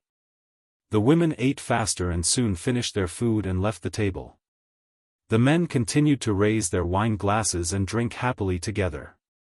There were still many dishes left on the table. Zhao Yuner persuaded the ants to eat more. If they couldn't finish it, they would probably fall ill tonight. By tomorrow, these dishes would definitely be spoiled. "Yuner girl, we won't hold back either. This time, we really can't eat anymore even if our stomachs burst." If he could stomach it, he would definitely eat it. "I have nothing to say about your craftsmanship." "That's right, Yuner girl, your cooking is too delicious. It tastes really good. It's just that you made too much. I reminded you not to make so much. You definitely won't be able to finish it." Zhao Yuner smiled. "I'm fine. Not being able to finish the meal was better than not having enough." If she didn't enjoy the meal to her heart's content, she would say that her family's hospitality wasn't good enough. "Tell your uncles to stop eating and eat more. Men have big appetites, so they might be able to finish it," Qian Zhozha said. As she spoke, she told the men to drink less and eat more. However, the men all liked wine. They would rather eat less than drink more. The wine that Zhao Yuner bought tasted different from the wine that ordinary people in the village drank. It was good wine, so the men drank happily. Among the men, the one who drank the most was Zhao Wenshui. Zhao Wenshui had not drunk much wine in the past few days, so he was very greedy. He poured big bowls of wine into his stomach, and he was drunk. She was shocked and hurriedly said to Zhao Wenshui, second younger brother, "What are you doing? Why didn't you knock before coming in?" Feng Zhangxia's tone was reproachful. Zhao Wenshui drank too much, so his drunken mind was a lot muddled. He tugged at the corner of his mouth and smiled at Feng Zhangxia. "Sister-in-law, I didn't know you were inside, so I came in.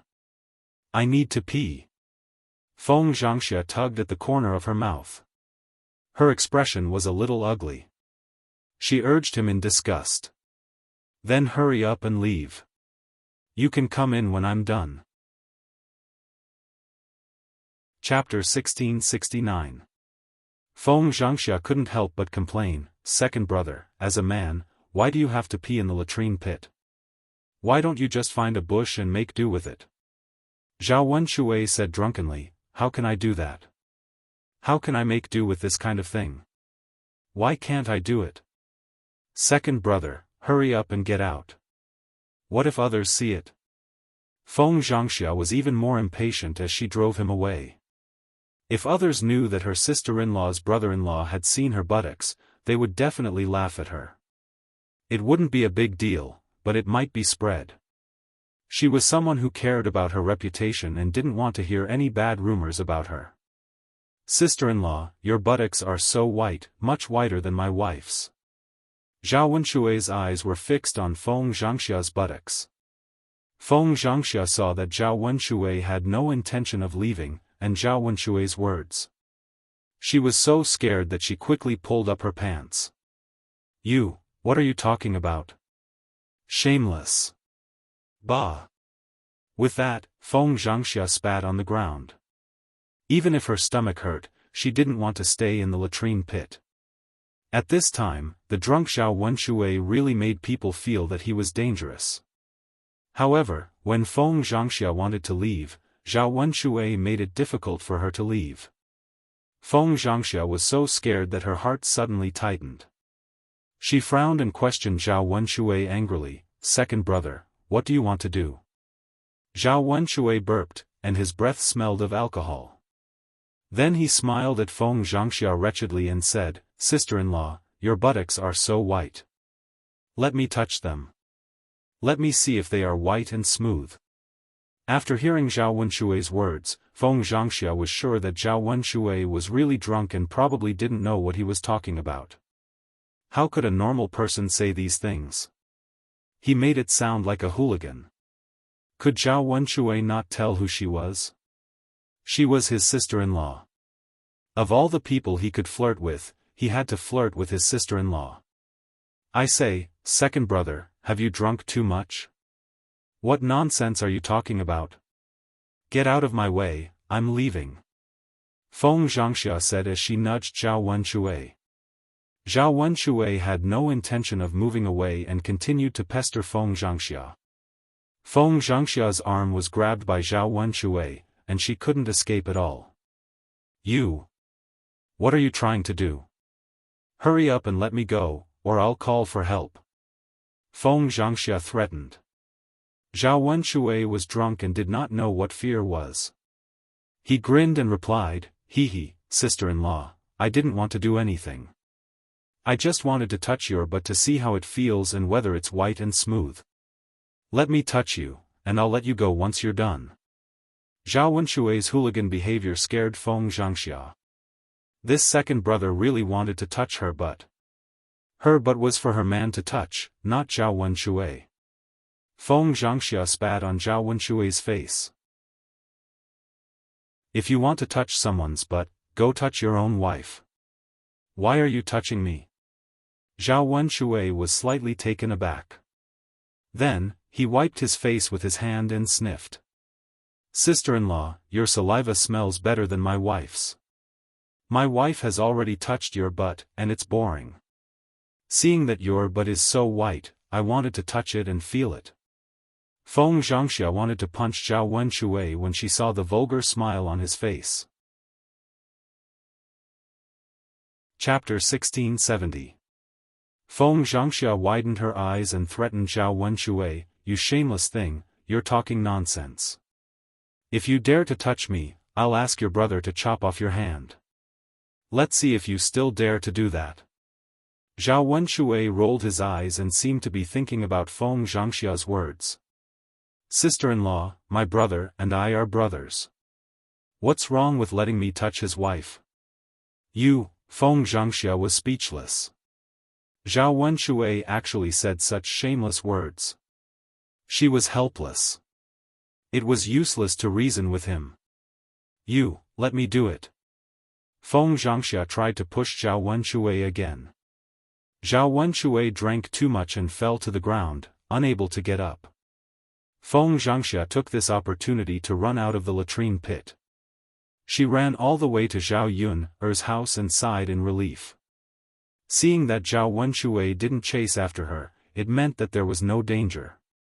However, Feng Zhangxia's face was pale with fright. She couldn't calm down after what had just happened. When her sisters-in-law saw her, they couldn't help but ask, "Sister-in-law, what's wrong with you? Why do you look so pale? Did something happen to you when you ran in so hurriedly?" The corner of Feng Zhangxia's mouth twitched. Nothing, she couldn't say anything. Otherwise, if her sisters-in-law heard what Zhao Wenshui said, they might misunderstand. She didn't want to be wronged like Widow Qian and be framed for seducing Zhao Wenshui. "But sister-in-law, you're still in shock. You seem to have encountered something big." Qian Zurio came forward and asked with concern. Feng Zhangxia knew that if she said nothing was wrong, her sisters-in-law wouldn't believe her. Feng Zhangxia thought quickly and casually made up an excuse. "It's really nothing. I just went out and it was a little dark outside. I think I saw a ghost. I don't know if my eyes were playing tricks on me." Hearing Feng Zhangxia mention ghost shadow, a few timid sisters-in-law were a little scared. The ancient people believed in Buddha and God, and they believed in the existence of ghosts. To them, they were more afraid of ghosts and gods. Qian Zhouzhan's heart suddenly tightened, and she asked with some fear, "No way, sister-in-law, are you seeing things? If there really are ghosts, will we run into them later?" After they finished eating, they still had to go back to old Zhao's house from Zhao Yun's house. They had to take the dark road. What if they met a ghost? Just thinking about it made his hair stand on end. He was terrified. Feng Zhangxia shook her head. I'm not sure either. Maybe I'm seeing things." Qian Zhui patted her chest and muttered, "Sister-in-law, you better be wrong. Don't touch those filthy things. Otherwise, if they really entangle you, you might even lose your life." Feng Zhangxia answered with a guilty conscience. She felt that this lie was too ridiculous. She was afraid that she would be exposed. Li Chuiying said in all seriousness, "Speaking of which, it's not impossible to run into filthy things. Third sister-in-law's house was built at the foot of the mountain. Human bones were buried here before, so it's normal for ghosts to appear." Chapter 1671. After Li Chuiying finished speaking, the sisters-in-law suddenly felt a chill in their hearts. Zhao Yun's house was indeed at the foot of the mountain. There were not many people there, so it looked a little gloomy and desolate. Especially at night, the silence was scary. Liang Jinxiao's face showed a trace of fear, and her voice trembled. "Second sister-in-law, don't scare me." "I'm not scaring you. I'm just reminding you. It's really dangerous at night. It's always good to be careful." "Sigh, now that you mention it, I'm a little scared to sleep at night." Liang Jinxiao clutched her chest and said. She believed in ghosts and gods, so she felt scared. If she didn't believe in ghosts, she naturally wouldn't feel scared. When Feng Zhangxia saw that her casual words had scared Liang Jinxiao, she felt a little apologetic. She pursed her lips and comforted Liang Jinxiao. Third sister-in-law, you don't have to be too scared. It's hard to say. A few people really encountered ghosts. If you're really scared, ask Yuner to go to Yang City and buy a pair of door gods. Put them on the door and you'll be fine. Liang Jinxiao felt that Feng Zhangxia's suggestion was good and nodded in agreement. Eldest sister-in-law, you're right. It's best to ask Yuner to buy a pair of door gods and put them on the door. That way, we'll feel more at ease. We adults are fine, but children can't be scared. It'll be troublesome if Daodu's soul is scared out of his wits. Okay, as the sisters-in-law chatted, the men at the table drank a few more glasses of wine. Seeing that Zhao Wenshui had not returned, Zhao Wentao asked worriedly, did something happen to second brother in the latrine? Does it take him so long to pee? He's not back yet. When the others heard Zhao Wentao's words, they realized that Zhao Wenshui had indeed been in the latrine for a long time. Second brother drank too much. Could it be that he couldn't walk properly and fell? I'll hurry over and take a look. Zhao Wenhua said. Third brother, I'm going too. Let's go together. Zhao Baoshan nodded and said to Zhao Wentao and Zhao Wenhua, go, go. That lazy bum, I think he fell asleep in the toilet. When Zhao Wentao and Zhao Wenhua arrived at the latrine pit, they found that it was just as Zhao Baoshan had said. Zhao Wenshui lay down in the corner of the latrine pit, snoring loudly. Zhao Yunlong and Zhao Wentao looked at each other, somewhat shocked by the scene in front of them. Second brother really fell asleep in the latrine. Father was right. Father knows second brother best. Yes. Second brother probably drank too much and fell asleep as soon as he fell on the ground. Let's quickly help him up and send him back. How can someone sleep in the latrine? All right. The two brothers each took one side of Zhao Wenshui and carried Zhao Wenshui in the middle. It was a little difficult for them to walk while supporting him.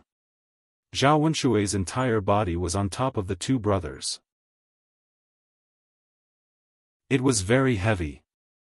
It was unknown if Zhao Wentao and Zhao Wenhua had moved Zhao Wenshui, but Zhao Wenshui began to mutter. Sister-in-law. Your butt is so white and smooth. It feels so good to touch. Hee, you didn't let me touch it. Now I can touch it. Sister-in-law, let me touch it again. Your butt is much more comfortable than my wife's. Sister-in-law, don't be afraid. It's fine if Big Brother finds out. Big Brother and I are brothers. We share blessings and misfortunes. What's wrong with letting me touch his wife's butt? Sister-in-law. Chapter 1672. The two brothers were shocked. They never expected Zhao Wenshui to say something like that. Zhao Wentao asked Zhao Wenhua uncertainly, Brother Yulin, did you hear that? Is second brother talking about sister-in-law? Zhao Wenhua nodded. Yeah, I heard that. Zhao Wentao opened his mouth. Brother Yulin. Did second brother really touch sister-in-law's butt? How could he do something like that? This. Zhao Yunlong frowned, and there was a hint of worry in his deep feelings. This matter is hard to say. Perhaps second brother is drunk and is talking nonsense now. Zhao Wentao nodded. He felt that Zhao Wenhua's guess was more likely. Yeah. Second brother is very drunk right now and is talking nonsense. There was still some worry between Zhao Yunlong's brows, but then again, second brother can't be like this. Regardless of whether second brother is talking nonsense or not, if big brother hears this, second brother will definitely be beaten up. Zhao Wentao replied, yeah. Anyone would get angry if they heard that. Second brother is really muddle-headed. Sigh. Let's hurry up and wake second brother up. Otherwise, if big brother hears him spouting nonsense again, our family will be in trouble tonight. Yeah, we have to wake second brother up. The two brothers quickly patted Zhao Wenshui's cheeks. Second brother, wake up. Second brother, stop sleeping. Wake up. Hurry up and wake up. Drink. I still want to drink. Don't stop me. Zhao Wenshui mumbled. He was so drunk that he didn't seem like he was going to wake up any time soon. Brother Yulin, it's useless. We can't wake second brother up. Why don't we punch him to wake him up? Zhao Wenhua asked tentatively. Is that okay? Will second brother be angry? Will he tell us that we'll beat him up later? Zhao Wentao was a little hesitant. He didn't dare to make this decision easily. Zhao Wenhua sighed. There's no other way. If we don't wake second brother up, big brother will beat him up. It won't be a matter of one punch. Let's explain it to him later. Second brother should be able to understand us. Zhao Wentao hesitated for a moment. All right then. Third brother, should I do it or should you? Let me.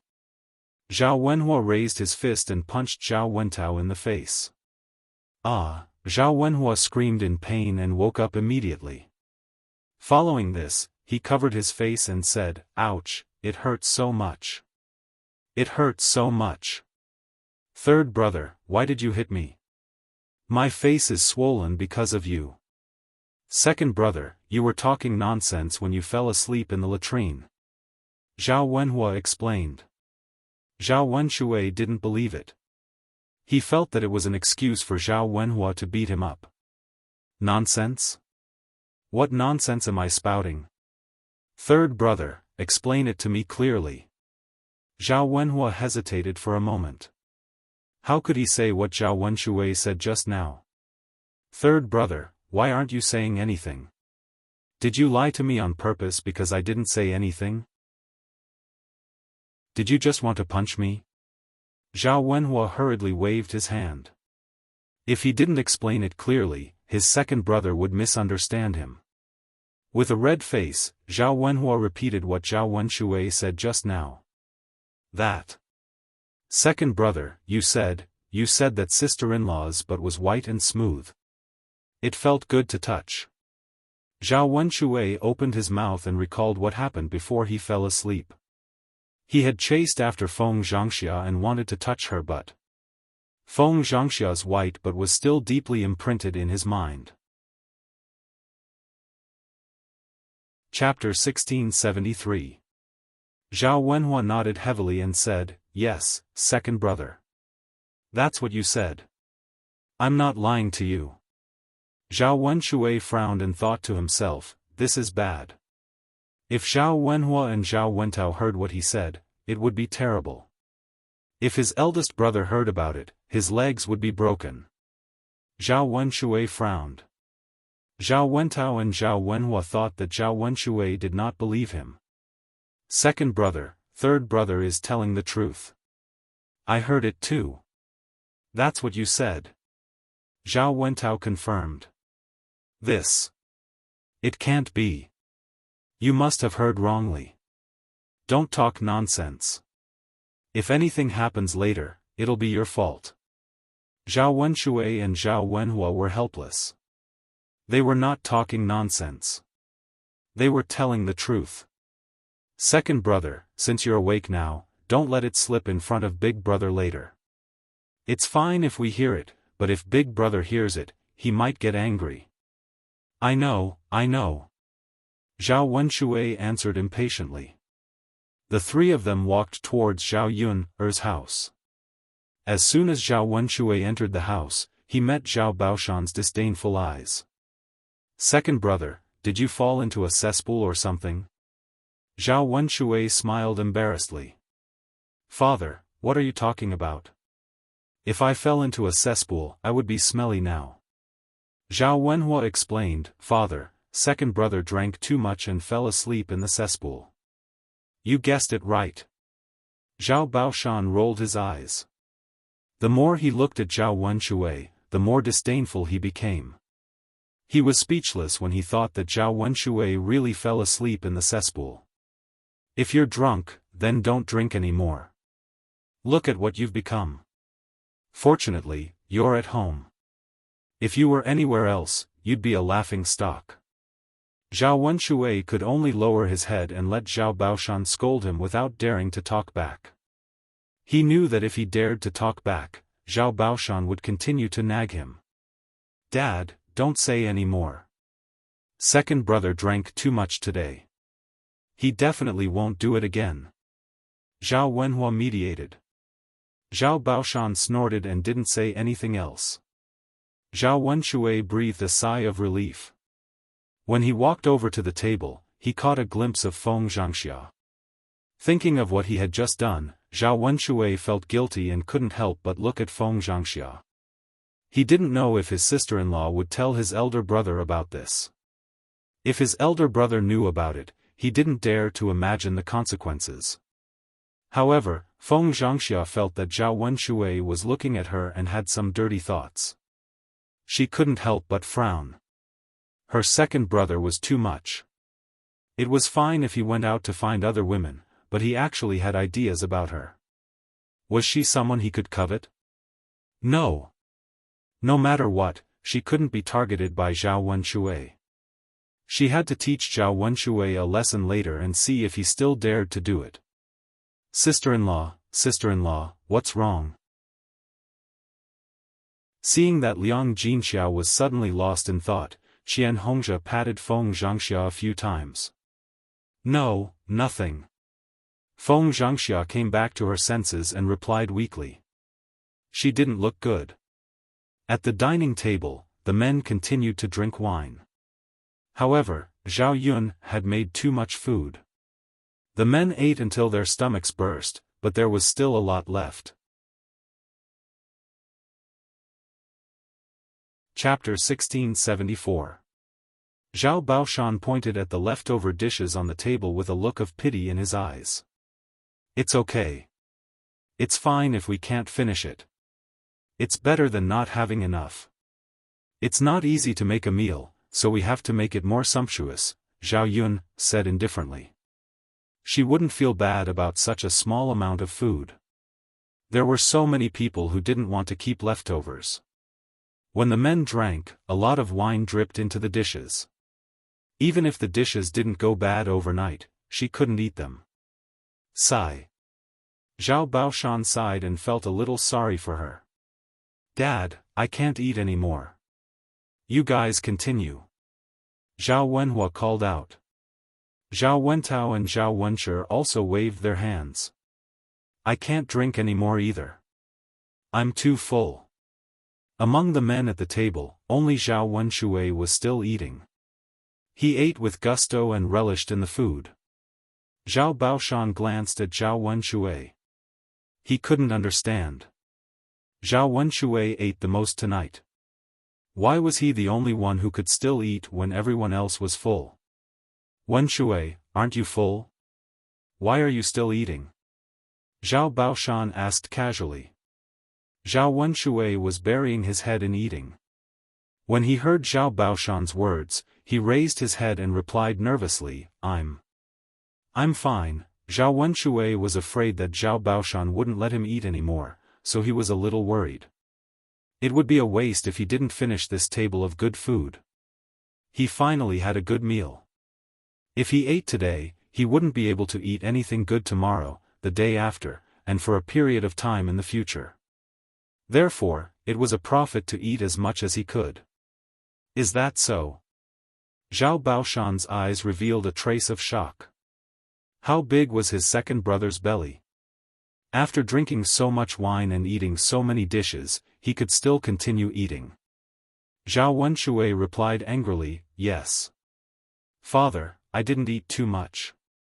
I just drank too much wine. I went to the latrine just now and peed. If you don't believe me, you can go and have a try. After peeing, your stomach will be empty and you can continue eating. The men at the table looked at Zhao Wenshui speechlessly. It was really admirable that he could say such vulgar words while eating. Father, there are so many dishes, it would be a waste not to eat them. I'm just helping third brother's family eat more. Zhao Wenshui's mouth twitched as he spoke. Yes, yes, yes. Zhao Baoshan rolled his eyes. Delicious was delicious. Why did he have to come up with so many excuses? Second brother, I think it's better if you eat all the dishes on the table. I can't eat so much. I'll just pick some that I like. Hee hee. Zhao Wenshui smiled and quickly picked out the shredded meat from the stir-fried dishes. After a while, Zhao Wenshui finished most of the leftovers on the table. Zhao Wenshui didn't stop until he couldn't eat anymore. Okay. Father, are we going back after eating? Zhao Wenshui rubbed his hands and said. Zhao Baoshan responded. It was late. They had eaten for more than 2 hours. It was completely dark outside. Let's go. Third brother and the others have to rest well tonight. They're tired from moving. Father, take care. It's dark at night and you can't see the road clearly. Help each other. Got it. Old Zhao's family said and left Zhao Yun's house one after another. After these people left, the house fell into silence. Chapter 1675. Mother, it's so late. Let's wash up tomorrow morning. It's so dark. What if we bump into something? Everyone is tired today. Now that it's dark, it's better to go back to the house and sleep. Liang Jinxiao nodded. It was indeed too tiring today. Everyone needed to rest early. When she was chatting with her sisters-in-law just now, she kept yawning and was very sleepy. Alright, then let's wash up tomorrow morning. I remember that there's not much water in our water tank. We have to carry water again tomorrow. Speaking of carrying water, the house was moved to the foot of the mountain. The disadvantage was that it was too far from the river. After carrying water a few times, they would probably be tired. They could only carry 2 buckets of water per trip, which would be used up in a while. It was fine for a day or two, but it was not a solution in the long run. Mother, I think we should dig a well in the yard. It's convenient to use water later. Moreover, Mulan's family can use it with us later. It'll save them the trouble of carrying water. Zhao Yun suggested to Liang Jinxiao when she thought of the convenience of digging a well. Liang Jinxiao nodded. That's fine. Ask your father to find a few people later. We don't have to carry water in the future. We can wash clothes and vegetables directly at home. Zhao Yun agreed. There were not many families in the village who had wells. Digging a well would cost 1 tael of silver. After all, there were no drilling tools in ancient times. They could only dig by hand, which would take half a month. Adding in the cost of labor and other expenses, it would cost so much money. Ordinary families would not be willing to spend so much money. There were not many families who had wells. After the family washed up, Zhao Yun fell asleep as soon as she got on the bed. After putting a quilt on the new mattress, it was much more comfortable to sleep on than the small heatable brick bed at home. The bed was very big. The family of 3 did not feel crowded when they slept on it. Instead, it was very spacious.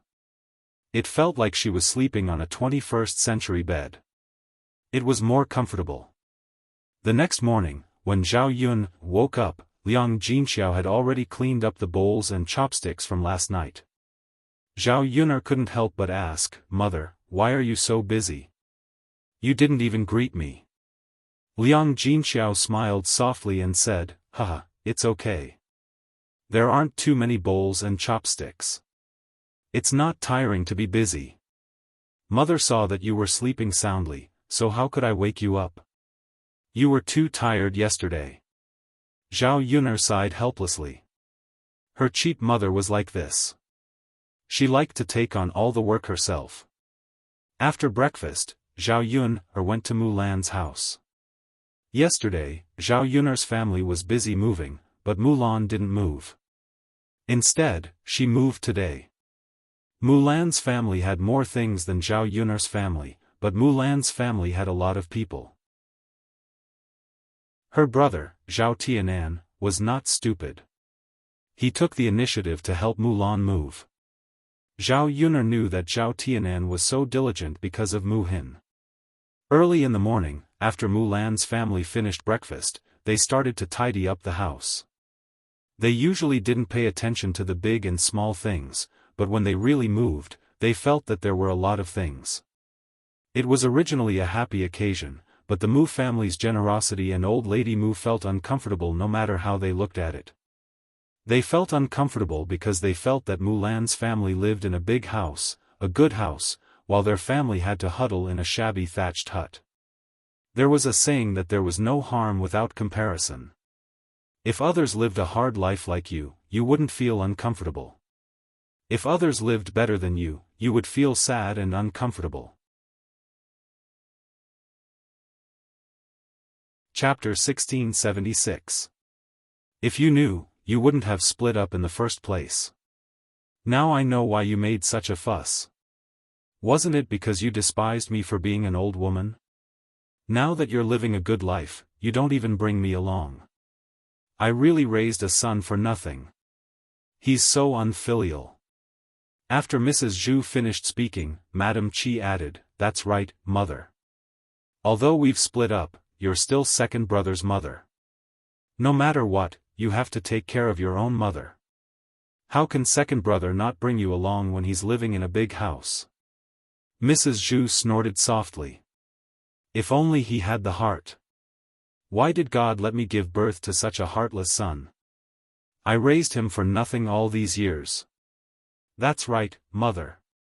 Our Dainyu wouldn't treat you like this. Speaking of which, Dainyu is still the best. Dainyu is filial. Mrs. Zhu and Madame Qi echoed each other and deliberately said these words to make Zhao Yun'er feel uncomfortable. However, these two people were just talking. Although Mulan and Zhu Eru felt a little uncomfortable, they ignored Mrs. Zhu. Mrs. Zhu knew very well why they didn't bring Mrs. Zhu along when they were living in a big house. Zhu Eru knew how to be filial, and he knew how to dote on his child and wife. He remembered how his mother had treated Mulan and Hua back then. In order to prevent Mulan and their child from being bullied, he could only treat his mother coldly. Seeing that Zhu Eru was moving all of a sudden, Zhu Dainyu also felt uncomfortable. They were both brothers.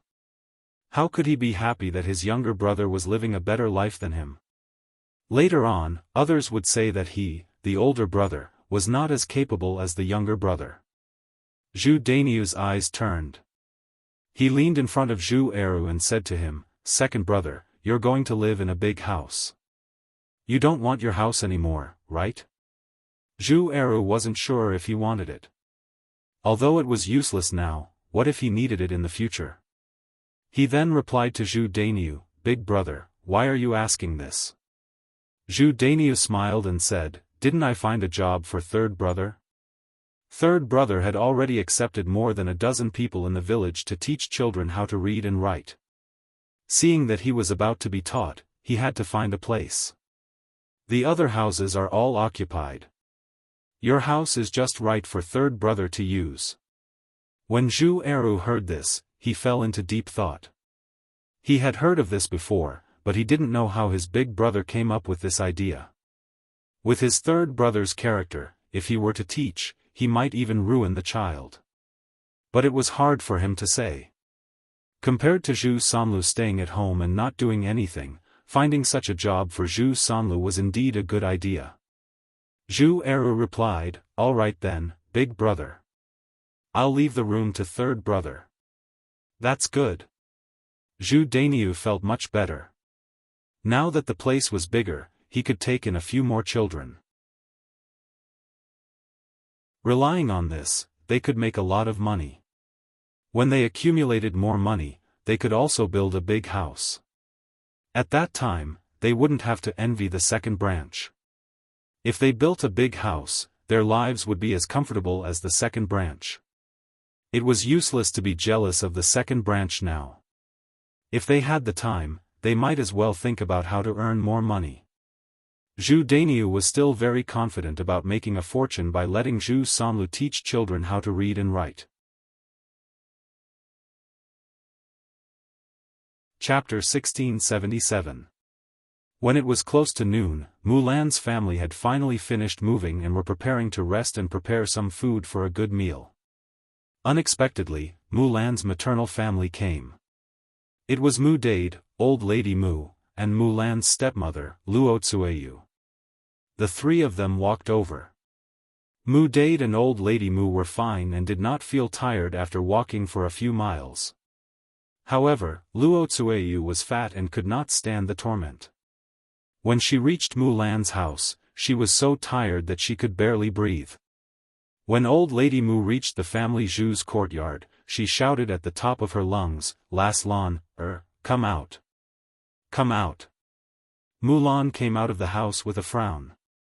She was about to tidy up some small things in the kitchen and move them to the new house when the Mu family came. She frowned in displeasure and asked Old Lady Mu and Mu Dade, "Grandma, Dad, what are you doing here?" Old Lady Mu snorted, "What's wrong? We can't come. Have you forgotten who gave birth to you and raised you? Why are you complaining when your maternal family comes?" Mulan's mouth twitched. "Why are you here for no reason? Why didn't you come here before?" Needless to say, they must be up to no good. The past is the past. The present is the present. What's wrong with coming here now? Lass, how can you say that? You're so infuriating. Old Lady Mu spat on the ground and glared at Mulan. Mulan rolled her eyes and said mildly, "Grandma, Dad, just tell me what you're here for. You don't have to beat around the bush." Mu Dade smiled embarrassedly. "Laslan, it's really nothing. Your grandma just wanted to see you, see how you're doing now." Mu Dade's smile was filled with guilt and he did not dare to look into Mulan's eyes. Old Lady Mu put her hands on her hips and said, "Yes, we're here to see how you're doing now. I heard that your family built a new house. Is this true? A new house? Why didn't you bring me and your father to have a look?" Mulan was too lazy to pay attention to Old Lady Mu and Mu Dade. She knew that they were up to no good. "Hey, you're Mulan's grandmother? I'm Mulan's sister-in-law." "You're right. My second sister-in-law's family is living a good life now. They did build a new house and just moved in today. The new house is made of bricks and tiles. It's magnificent. It's much better than our family Zhu's current thatched hut." When Madame Qi saw that the Mu family was here to pick a fight, she immediately ran to the front of the Mu family and fanned the flames behind them. She could not wait to stir up more waves. Sure enough, when Old Lady Mu heard this, she said to Mulan, "You really built a new house. You didn't even tell your family about such a big thing. Lass, you're looking down on your family more and more. Don't you know who gave birth to you and raised you?" Mulan was speechless. It was precisely because they were her family that she felt even more embarrassed. Madame Qi watched the show with a smug expression. Her second sister-in-law's life had been too smooth recently, so she had to find trouble for her and make her take a gamble. Chapter 1678. Little girl, what are you talking about? What do you mean it has nothing to do with us? Are you really rich and capable? You don't care about your family anymore? Let me tell you. No matter what, you have to take us to your new house to take a look. Since your family is doing so well, and your father didn't raise you easily, hurry up and take out some money to show filial piety to your father. Otherwise, we won't leave today. Old Madame Mu stood in Mulan's courtyard with the intention of causing trouble. If she didn't get some benefits from her today, she probably wouldn't let it go. "What are you doing?" Mulan asked coldly, "Why are you asking me for money? Why should I give it to you?" Because you are a member of the Mu family. Your father gave birth to you and raised you, so you have to be filial. Old Madame Mu's attitude was very tough. Mulan was fuming with anger. Last time they made a scene on the street, this time they came directly to her house. They refused to leave, and she was the one who was annoyed. For the first time, she felt that her family was so thick-skinned. If you don't want to leave, then I won't leave. Just stay here. Mulan turned around angrily and left with the wooden bucket. Old Madame Mu was stunned and quickly caught up with Mulan. What are you doing? Where are you going? Mulan flung Old Lady Mu's hand away. Why do you care where I'm going or what I'm doing? Just wait here. Old Madame Mu was furious. This damned girl, she was determined not to give them any benefits. You damned girl, stop right there, you're not allowed to leave. Mulan ignored her. Old Madame Mu went forward and grabbed Mulan's arm. Mulan wasn't easy to bully. She pushed Old Madame Mu out. Old Madame Mu lost her balance and knocked on a stone beside her. Her forehead immediately bled. She didn't know if it was because Old Madame Mu knocked too hard, but the blood on her head didn't stop flowing and kept flowing out. When Mu Dade saw this, he immediately panicked. He rushed to Old Lady Mu and helped her up. He asked Old Lady Mu, "Mother, what's wrong with you? Are you okay? Is it serious?" Old Madame Mu cried out in pain, "I can't, it hurts so much. My head almost broke." As she cried out, Old Madame Mu reached out and touched her forehead. She touched it was bleeding. Seeing the blood, Old Madame Mu felt that it was a psychological effect. Her forehead, I'm bleeding, I'm bleeding, I'm bleeding, I'm not dying, right? Mu Dade hurriedly comforted her, "It's all right, mother. She definitely won't die. Mother, hold on. I'll get you a doctor to check on you." Mulan turned around and glanced at Old Lady Mu. She originally thought that Old Lady Mu was faking it, but after taking a look, she realized that there was indeed a large wound on Old Lady Mu's forehead. Blood was flowing out, and there was a faint smell of blood in the air. "Look, you're bleeding so much. What if something big happens?" Mulan hesitated. She thought that if something happened to Old Madame Mu, she would be in trouble. She didn't want to be so heavy-handed. She just accidentally let Old Madame Mu touch her. "Okay. I'll go now," Mulan answered. It was best to get a doctor to see her in order to prevent her from dying. Chapter 1679. Old Lady Mu muttered, "How would I know that this damned girl would be so ruthless? She actually hit me. She's really angering me to death. AI. Mother, there's no point in saying this now. Your head needs to be treated quickly. You've lost so much blood all of a sudden, your body will definitely be very weak when you return. You have to properly recuperate when you get home. Otherwise, your blood won't come back up," Mu Dade said with concern. No matter how bad Old Lady Mu was, she was still his mother. Luo Tsueyu, who had been watching from the side, rolled her eyes as if she had thought of something. She ran over to Old Lady Mu and pretended to be concerned as she asked, "Mother, how are you? Does it hurt a lot? Didn't you see such a big wound? Of course it hurts. I'll hit you, you'll know once you try." Luo Tsueyu gave a fawning smile, "Mother, I don't have any other intentions, I'm just concerned about you." "Mother. You're too pitiful. I think that Lan girl is too much. This is her fault. How can a junior hit an elder like this?" "That's right. Mother, I remember that our Dezhou country's laws say that if a descendant hits an elder, it's considered unfilial and they'll have to go to jail. It's fine if it's a small injury, but with such a serious injury on your forehead, you can definitely go to the government and sue her." Reminded by Luo Tsueyu, Old Lady Mu nodded and said, "Indeed, I'll go to the government and sue this girl for treating me like this." Mu Dade mediated, Mother, Lan, girl didn't do it on purpose. How can a family be so calculative? I think we should just forget about this matter. Old Lady Mu glared at Mu Dade in displeasure. Forget it, how can we forget about this matter? I say, Dade, is there something wrong with your head? Lan, girl clearly pushed me on purpose. Mu Dade was scolded into silence. Luo Tsueyu continued, Mother, actually letting Lan, our girl off this time isn't a big deal. I think. Mother, you can use this matter to threaten Lan, girl, and make her give you more money as compensation.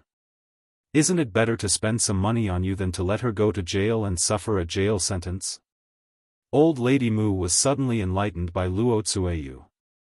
Why didn't she think of this? Old Lady Mu hurriedly praised Luo Tsueyu, my dear wife, your brain is still the best. Mother is old, my brain is not as bright as before. Luo Tsueyu smiled, Mother, that's not true. No matter how I compare, I can't compare to Mother. Old Lady Mu calculated in her heart, this wretched girl, she hurt me so badly, I definitely can't let her off easily. I have to make her compensate me more money. I'm afraid that the injury on my head won't heal in a day or two. You won't be able to do anything at home. In my opinion, why don't I just stay at her house and let her serve me until the injury on my head is healed? All these years, I've been living in a small mud house. Now it's my turn to experience what it's like to live in a big house. Luo Tsueyu hurriedly followed behind and said, Yes, Mother, that's a good plan. Dade and I will stay with you and take care of you together. Yes. All three of us will stay. Mother, this won't do, right? Mu Dade felt that something was amiss. How could he trick Mulan like this?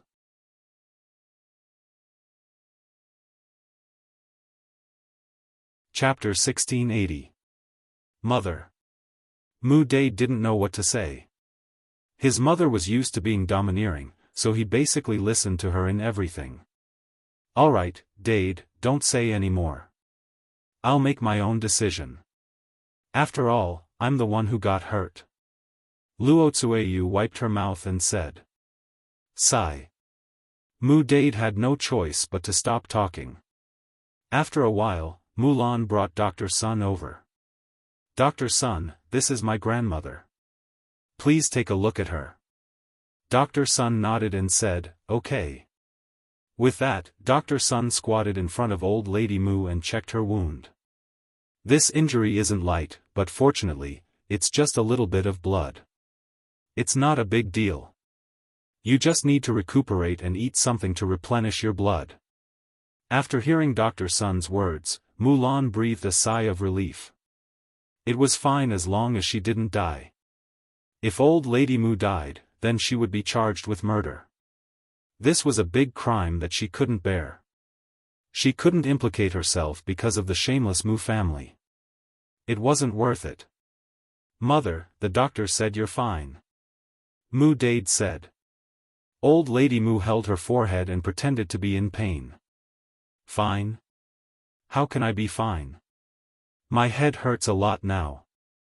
Lan, I'm telling you. You have to be responsible for what happened today. Otherwise, I'll go to the government and sue you for being unfilial and let you go to jail. Mulan frowned. Was Old Lady Mu threatening her? Compensation? What kind of compensation do you want? Mulan asked unhappily. Old Lady Mu rolled her eyes. I'm injured like this today. You have to compensate me with at least 10 taels of silver, right? I'll be staying at your house for a while. You should buy more food to replenish my blood and nourish my body. Mulan was furious when she heard Old Lady Mu's words. 10 taels of silver? Why don't you go and rob? You'd be faster if you did. You want to extort so much money from me? Are you asking for too much? Old Lady Mu was once again angered by Mulan. She angrily pointed at Mulan and said, You. Fine. You refuse a toast only to be forced to drink a forfeit. If you don't give me the money, I'll go to the government office to sue you. You'll suffer later. Mulan smirked. Grandma, go ahead and sue me. Anyway, I can't take out so much money. Even if you force me to death, I can't take it out.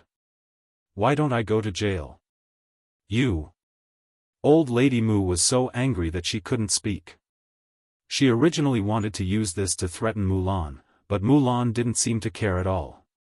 So what was there to threaten? Glancing at Old Lady Mu on the ground, Mulan sneered and said, Father, I advise you to quickly bring grandmother back, or else I will continue to attack. Old Lady Mu scowled and scolded, What did you say? You still want to attack me? Mulan shrugged. Yes, I still want to take a knife and stab you a few more times. Anyway, you've already gone to the government office to sue me. I don't mind getting hurt more. If you suffer more, it'll be my gain. Old Lady Mu was intimidated by Mulan's cold gaze. Crazy, crazy. Dade, she's crazy. Mu Dade frowned. He looked at Mulan, then at Old Lady Mu, and advised, Mother, we'd better leave quickly, in case Laslan really attacks. Who knows if she'll hurt you even more this time. Old Lady Mu's heart turned cold. Her forehead was already badly injured. If Mulan really continued to attack her, she would definitely lose her life. Chapter 1681. Old Lady Mu tugged at Mu Dade and said, Go, go, go. Hurry up and take me away. Okay, Mother. Mu Dade said as he helped Old Lady Mu up from the ground. Luo Tsueyu also thought that Mulan had gone crazy. It was possible to discuss some things with normal people, but there was no room for discussion with a crazy person. What was the point of sacrificing their lives for a bit of money? Mulan's eyes flashed coldly as she watched the three of them flee in a fluster. Some people really couldn't be courteous with. The more courteous they were, the more insatiable they would be. On the contrary, if one's attitude was too strong, they wouldn't dare to say anything more. However, although the Mu family had left, the worry in Mulan's heart did not dissipate. She always felt that the Mu family was not so easy to deal with and might come back again. At that time, it would be another troublesome matter. Sigh. Mulan sighed, not knowing what to say. Mulan carried the wooden bucket somewhat dejectedly and continued to walk towards her big house. Fortunately, Mu Hin was not around, otherwise, he would be worried with her. When old Madame Zhu saw Mulan's fierce behavior, she couldn't help but be speechless. Wasn't this Mulan too lawless? She could even do this to her own grandmother. Seeing Old Lady Mu's bleeding head, Mrs. Zhu was frightened. Thinking about how she usually spoke to Mulan like that, Mulan was still polite to her. Otherwise, wouldn't she end up like Old Lady Mu and end up in such a miserable state? How did our old Zhao family marry such a shrewish daughter-in-law? We are so unlucky, I'm so angry. Will she kill me one day too? Shrew, shrew. Mrs. Zhu stood in the courtyard and kept muttering. Madame Qi went up to Mrs. Zhu and said to Mrs. Zhu, Mother, isn't that so? Second sister-in-law is too scary. Look at how ruthless she is. That woman is crazy. Sigh, it seems that I shouldn't provoke her, lest I get beaten up so badly. Thinking of Old Lady Mu's bloody head, Mrs. Zhu shuddered. On the other hand, Ma Xiaofan was getting better after resting at home for a while. She was able to get up and walk around. Ma Xiaofan stayed at home for a whole morning. Seeing that Ma Xiaoyu hadn't come back yet, she was a little anxious and went out to look for her. Something must have happened since she hadn't been home for such a long time. She only had one brother, so she could not let anything happen to Ma Xiaoyu. On the way out to look for Ma Xiaoyu, he happened to bump into the Mu family. Old Lady Mu kept on scolding along the way. I say, Bade, look at your two good daughters. Mulan is an unfilial one. Not only did she not give me money, she even hit me. Mu Xian is also disobedient. Everyone says that the parents' orders are the words of the matchmaker. She has to marry whoever she is arranged to marry. Mu Dade lowered his head and said, "Sigh, mother, don't say any more." Lan, and Xian had no choice.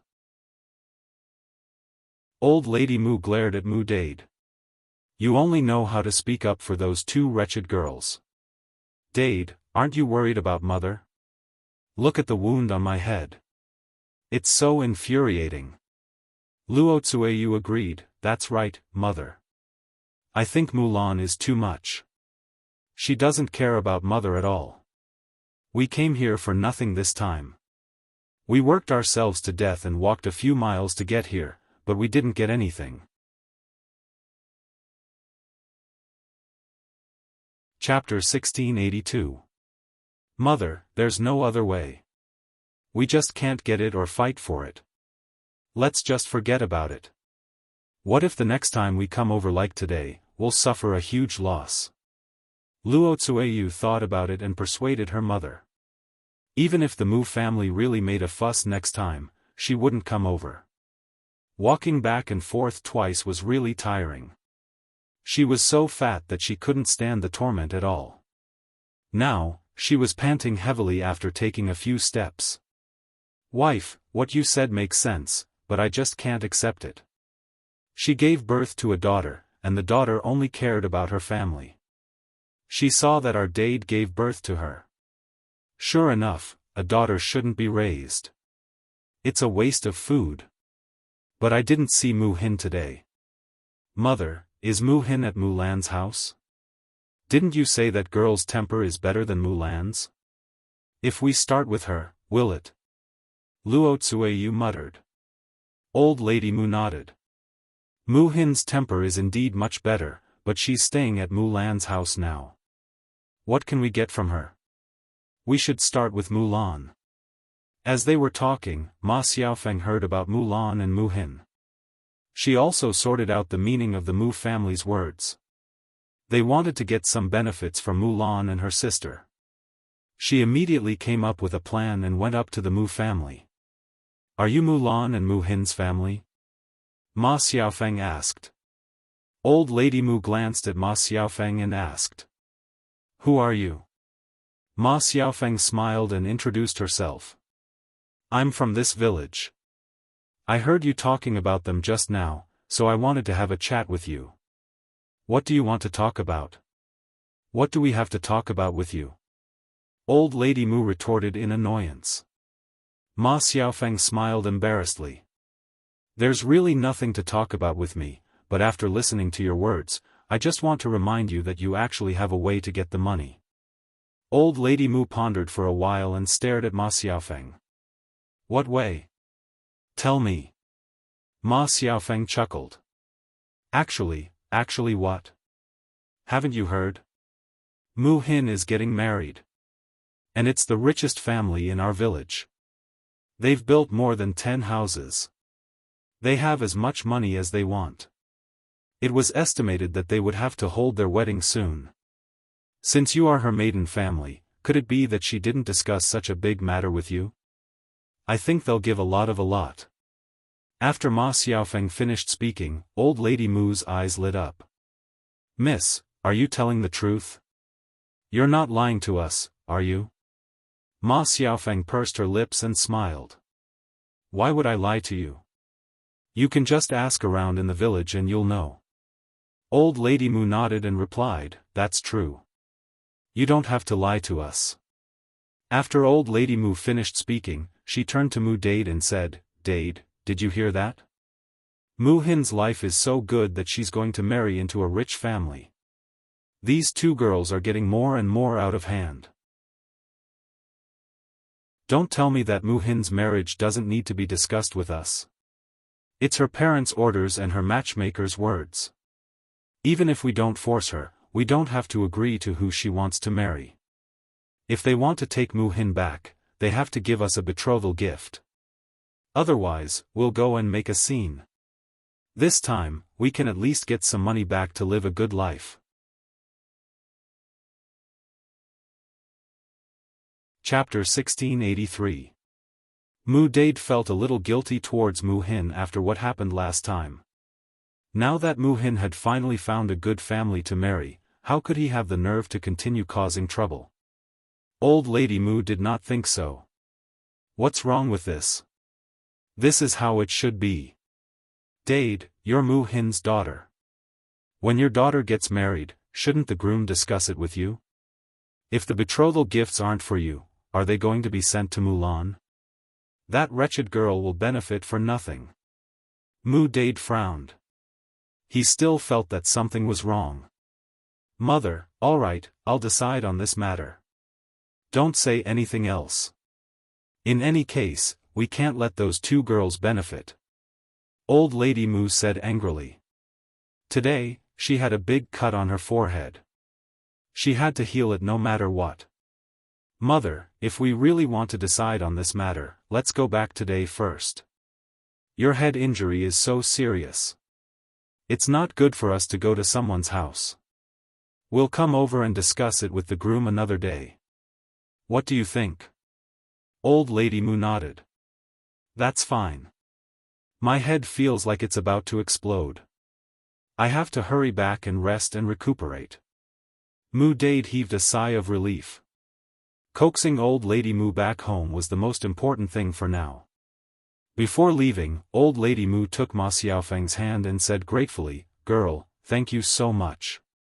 Thank you for reminding us." Ma Xiaofeng smiled. "Granny, you're too polite. I'm just reminding you that it's fine. You're so kind. Good people will be rewarded." "Huh, it's okay.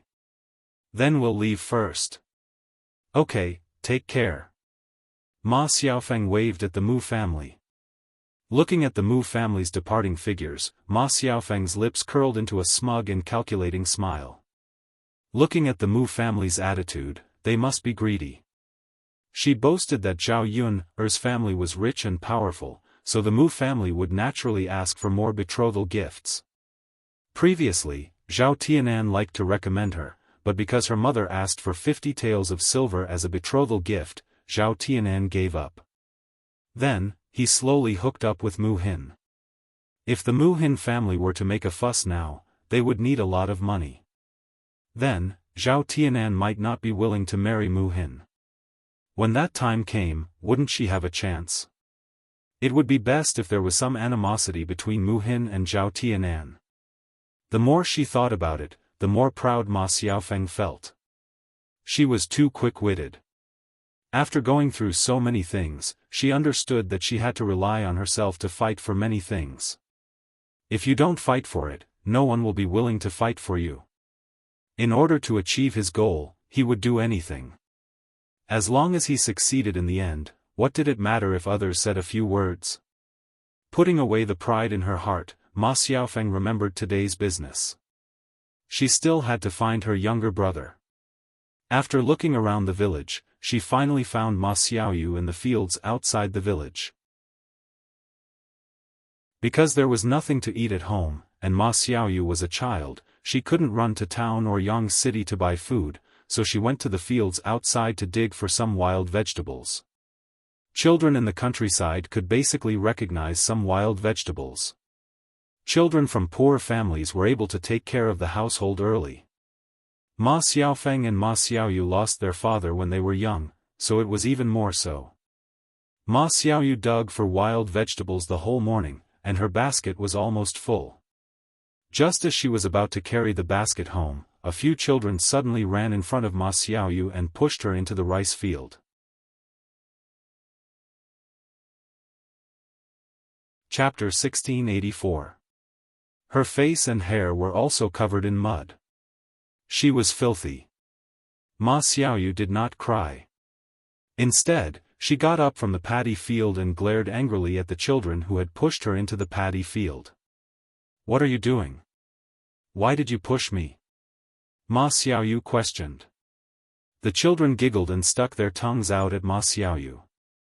"What's wrong with pushing you? You're a child with no father to teach you. Your mother and sister aren't good people, so you're not a good person either." My mother also said that your whole family is shameless. The old ones are bad, the young ones are bad too. You're a bad person, so we're here to teach you a lesson. Yes. We'll teach you a good lesson. The naughty brats humiliated Ma Xiaoyu, laughing as they spoke. Ma Xiaoyu's face darkened when she heard that. She said angrily to the children, "No, no, no, it's not like what you said." "What do you mean it's not like what we said?" "That's what my father and mother said." "That's right. My parents said the same thing." Ma Xiaoyu pouted angrily and argued, "My mother and sister are not bad people.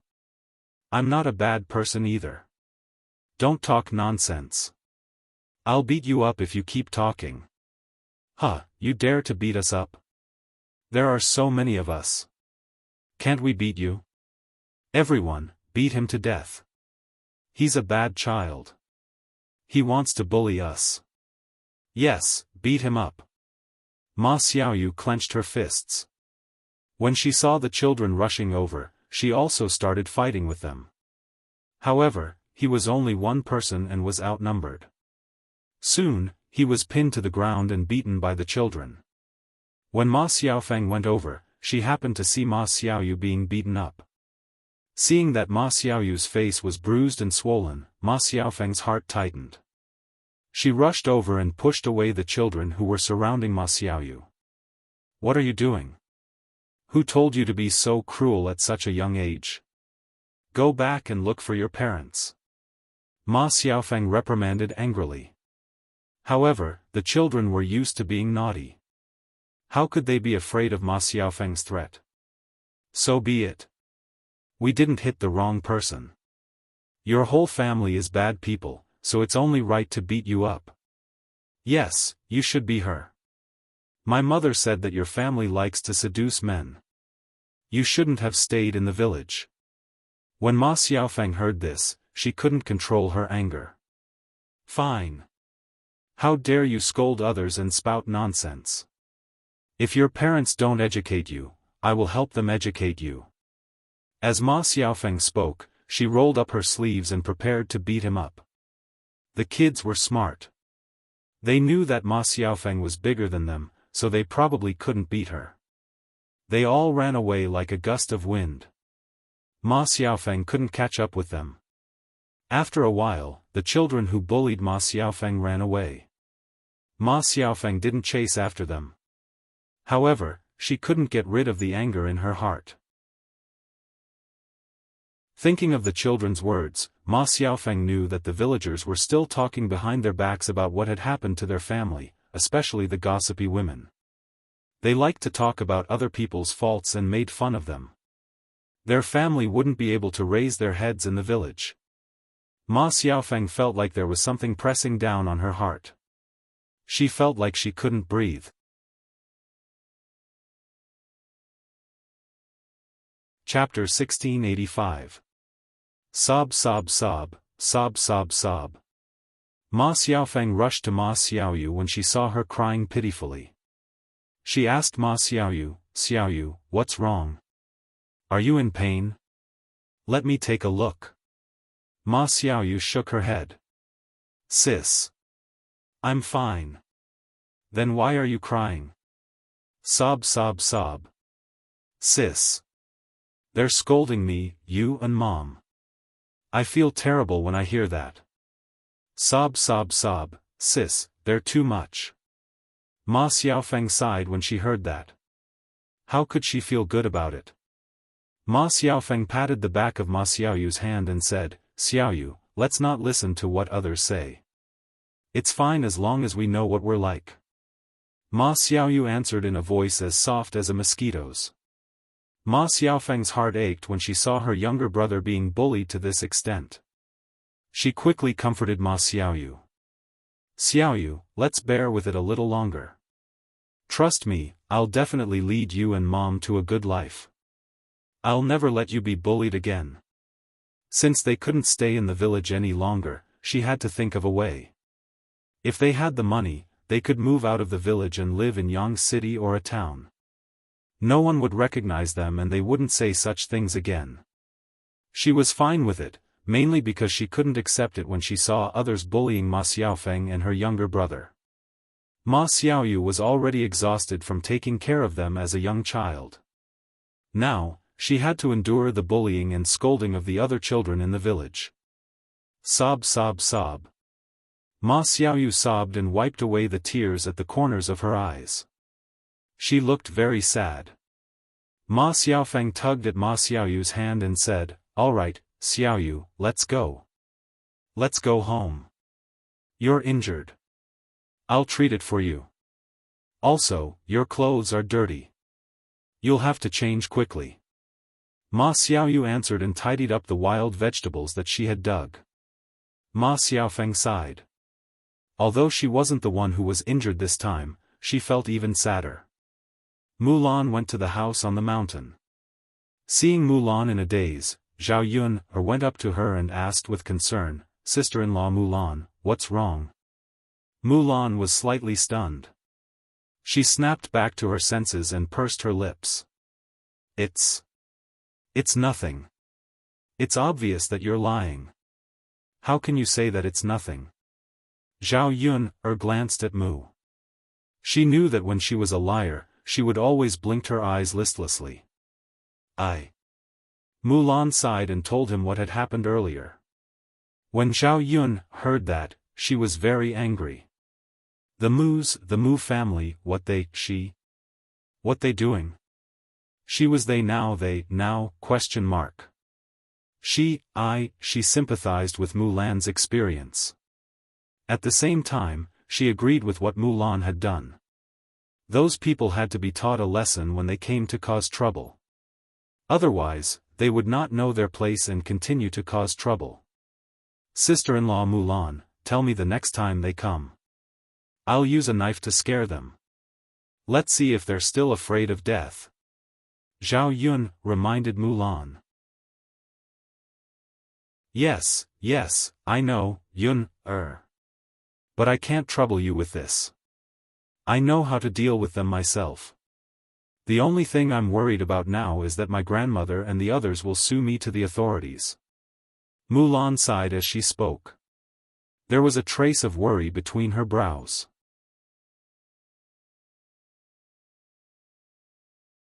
Chapter 1686. I hope so. At that time, we can only count on the county deputy to make the decision. Okay. After Mulan's family moved, they began to prepare lunch. There were several rooms in the new house. The family lived in a very spacious house, much better than the previous one. Mulan and Zhu Eru shared a room, the children shared a room, Muhin shared a room, and there was also a living room. A kitchen. The foundation was very large. They could open up a vegetable garden in the front yard or the back of the mountain. When they planted some vegetables, it would be much more convenient for the family to cook. The only inconvenient thing now was to get water. However, when the well in Zhao Yun's house was built, it would be much more convenient for the two families to use the water in the well. It was okay to make do during this period of time. After moving to the new house, the happiest people were Mulan's children. They were used to living in a small house since they were young. Now that they suddenly lived in a big house, they were naturally very happy. "Mom, our house is so big." "Yes, Mom, our house is so good now. The room we live in is even bigger than the previous house. Mom, the house is so bright. It looks so good. Mom, our new house is so great. The bed is so big and comfortable. Hee hee. I like the new house so much." Seeing the happy faces of De Hua and Er Hua, the sadness on Mulan's face faded a little. She smiled and said to De Hua, Er Hua and San Er, "It's good that you like it. In the future, our family will live in this big house." "Hee hee, Mom, good. After lunch, we will pick some wild flowers back and decorate the house," De Hua said excitedly. Children liked flowers, especially De Hua and Er Hua. Mulan smiled and nodded, "Okay, then you go and pick them. But be careful. Don't get into trouble. Got it, Mom. Mulan smiled and moved the vegetables out of the house. For lunch, she prepared cold cucumber, braised eggplant and green pepper fried rice. In addition, she hadn't finished the salted meat that she learned from Zhao Yun. Usually, she couldn't bear to eat it. These things wouldn't spoil easily if they were placed in a cool place in the house. Therefore, there were still quite a few left. Mulan cut off a large piece of meat and prepared to stir-fry it with the garlic moss. It would taste even more fragrant and delicious. When moving today, Zhao Yuner and Zhao Tianan both helped a lot. Mulan said to Zhao Yuner and Zhao Tianan, "Yuner, Tianan, you must be tired from helping me move today. Why don't you have lunch at my house? I'll cook a few more dishes. Don't refuse." Zhao Yuner said with a smile, "Sister Mulan, I won't stand on ceremony with you, but I can't have lunch at your house today. I have to go back to cook. If you want to stay for lunch, just ask my brother, Tianan, to stay." Mulan didn't argue. She knew that Zhao Yuner's meals were basically prepared by Zhao Yuner, so she nodded and said, "Okay, then you go back to work. Let Tianan stay for lunch." Okay. At this time, Zhao Tianan and Mu Hin were together. Although the house was built, Mulan's yard wasn't ready. Mulan didn't plan to use bricks to fence it. Bricks were more expensive, and their family didn't have that much money. It was more practical to save the money to buy more food for the children. As for the yard wall, they might as well use a little fence to prevent small animals from entering. Chapter 1687. The two of them were about the same age and looked like a perfect match. Zhao Tianan was a little shy. His face and ears were slightly red as he chatted and laughed with Mu Hin. Zhao Yun couldn't help but smile when she saw this. In fact, love at this age was very pure and beautiful. It was not easy for the two children to be together. Fortunately, Zhao Tianan didn't stubbornly stay with Ma Xiaofan. Otherwise, she wouldn't know what to do. If their family married a lousy daughter-in-law like Ma Xiaofan, it would be a disaster for the third branch. She would be the one who would be annoyed if things turned upside down later. Mulan laughed in Zhao Tianan's direction. "Tianan, stay at my house for lunch today." Zhao Tianan smiled shyly. "That's not very good, is it? What's wrong with that? It's a deal. You'll have lunch at my house today. Otherwise, I won't let you help me later." Zhao Wenan hesitated for a moment. Zhao Yun couldn't help but laugh when she saw that her brother didn't take the bait. "Tianan, just eat when you're allowed to. We'll be family in the future. Why are you being so polite?" Mulan followed behind and replied, "That's right. We'll be family in the future. Why are you being so polite now?" Zhao Tianan lowered his head even more. He was too embarrassed to look at Mulan and Zhao Yun. Mu Hin covered her mouth and snickered at the side. "Tianan, I think my sister and the others are right. You should stay and eat." Zhao Tianan nodded and replied, "Okay." Zhao Yun, and Mulan looked at each other. As expected, their words were not as good as Mu Hin's. Zhao Tianan listened more. "Then, sister-in-law Mulan, you go ahead. I'm going back to cook." "Okay." Mulan replied. Zhao Yuner walked a few steps and went back. In June, when the family's fields were busy, they often had to go to the fields to weed or water the fields. Previously, when Zhao Wenhuo was busy building the house, her fourth uncle and his family were the ones taking care of the fields.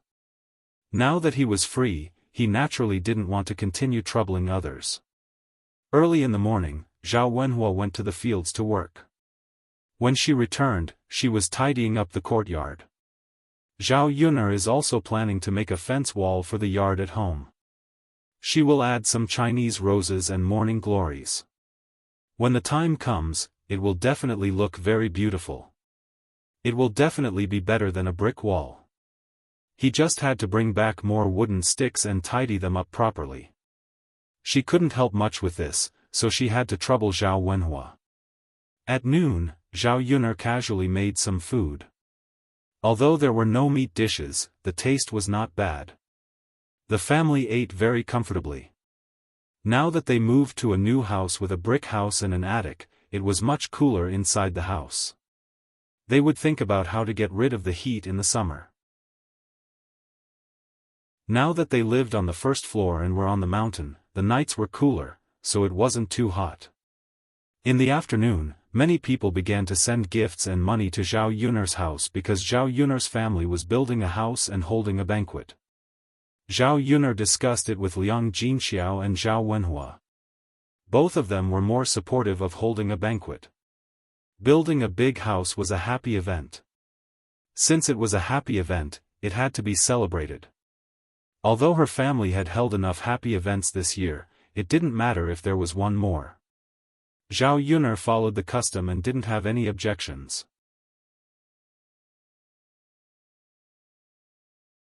Chapter 1688. Yes, that's natural. After Jing Er's wedding is over, it will be Tianhu's turn. Our old Zhao family's happy events really come one after another. Isn't that so? This year, our old Zhao family's luck is good. Happy events come one after another. We have received the old ancestors' blessing. Zhao Yun couldn't stand it. She had to bring the old ancestor into the picture again. She had to say that the old ancestor was blessing her. Okay, father, mother, I'm going to collect the gift money. Zhao Yun quickly said. Okay.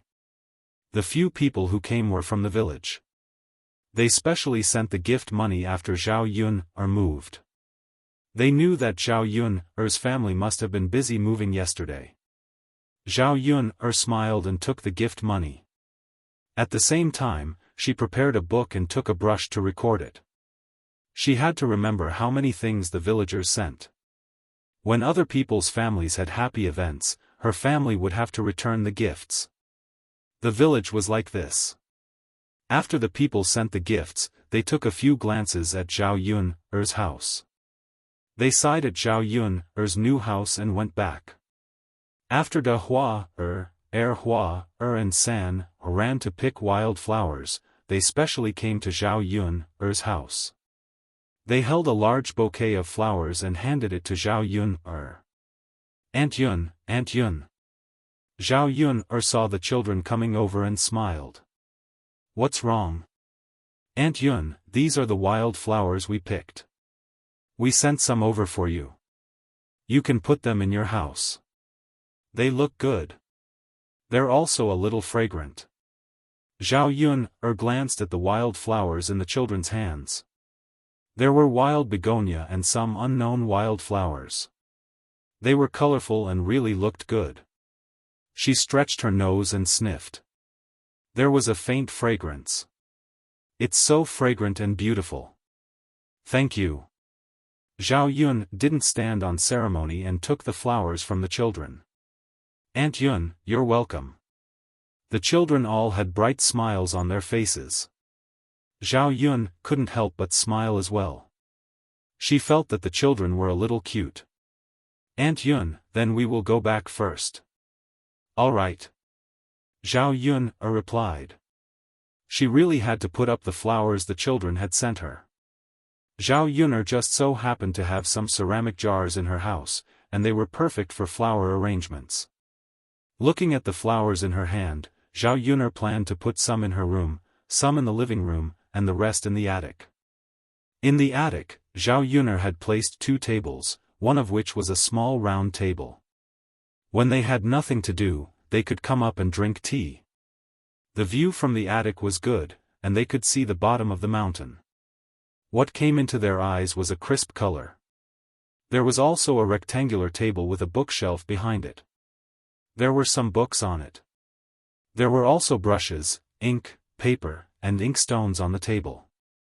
These were for Mu Lianfeng and Dao De to read. At this time, Zhao Yuner had put up the flowers that the children had picked, adding a touch of bright color to the attic. It was really pleasing to the eye. There was a cool breeze blowing in the attic, and it was very comfortable.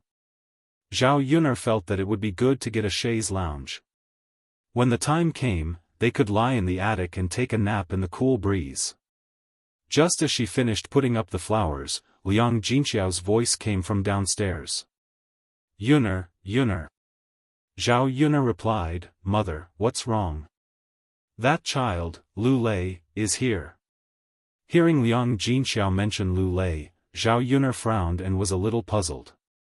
Lu Lei? Why did Lu Lei suddenly come to their house?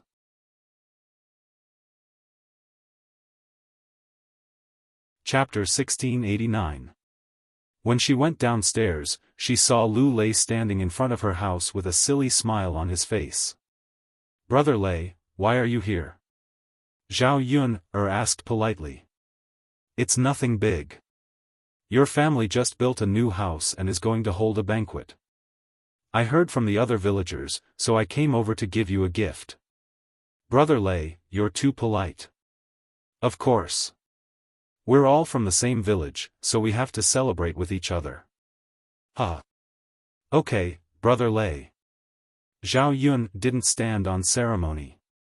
She didn't reject Lu Lei's offer and took the gift money very readily. Lu Lei stared at Zhao Yun's eyes and looked away reluctantly from Zhao Yun's face. He had nothing to say and had to leave, but he couldn't bear to leave. Ever since he married Xiao Hong, his life hadn't been very good. Although Lu Hong treated him well, Xiao Hong was too controlling. Sometimes, she would get angry and jealous for no reason, so he was very tired. When he was with a woman's understanding was very important. He didn't like it when women were jealous and angry for no reason. He also didn't like it when women were suspicious of him for no reason. But now that he was married to Xiao Hong, he could only bear with it and make do with his life. "Brother Lei. Do you want to come in and rest for a while and have a glass of water?" Zhao Yuner saw that Lu Lei had no intention of leaving, but she didn't want to chase him away. Seeing that it was awkward to just stand there, Zhao Yuner could only greet him. Before Lu Lei could answer, someone suddenly jumped out and pointed at Zhao Yuner and started scolding her. "Zhao Yuner, you shameless woman. Are you going to seduce someone again? You even asked my man to come to your house to rest and have a glass of water. What are you trying to do?" Zhao Yuner was slightly stunned. She didn't expect Xiao Hong to suddenly appear. Lu Lei didn't seem to expect it either. "Why are you here?" Xiao Hong looked at Zhao Yuner angrily, and then complained to Lu Lei, "Husband, I was wondering why you were sneaking around. It turns out that you came to find Zhao Yuner." Lu Lei furrowed his brows and asked unhappily, "So you followed me?" "How am I following you? I just want to see what you're doing here." "Sure enough, you're doing something behind my back. You actually came to look for Zhao Yuner." "You?" When Lu Lei heard Xiao Hong's words, he felt very tired. He came to look for Zhao Yuner in secret because he was afraid that Xiao Hong would get suspicious and let her imagination run wild. Previously, he had only helped Zhao Yuner get some wild candles, but Xiao Hong had misunderstood and made everyone very embarrassed. This time, he simply came over secretly. Xiao Hong couldn't see him, so she naturally wouldn't let her imagination run wild. "I didn't come here to do anything shameful. What's wrong with coming here?" Lu Lei couldn't take it anymore and replied. Xiao Hong's eyes were covered with a layer of mist. "Husband. But you came to look for Zhao Yuner, and you said that you didn't come here to do anything shameful. What kind of bewitching potion did she give you? Why are you so obsessed with her? It's broad daylight, and you specially came here to look for her." You're tuning into the Xiaofan's Wuxia Tales YouTube channel. Don't forget to subscribe and join us on this journey to catch the most captivating stories.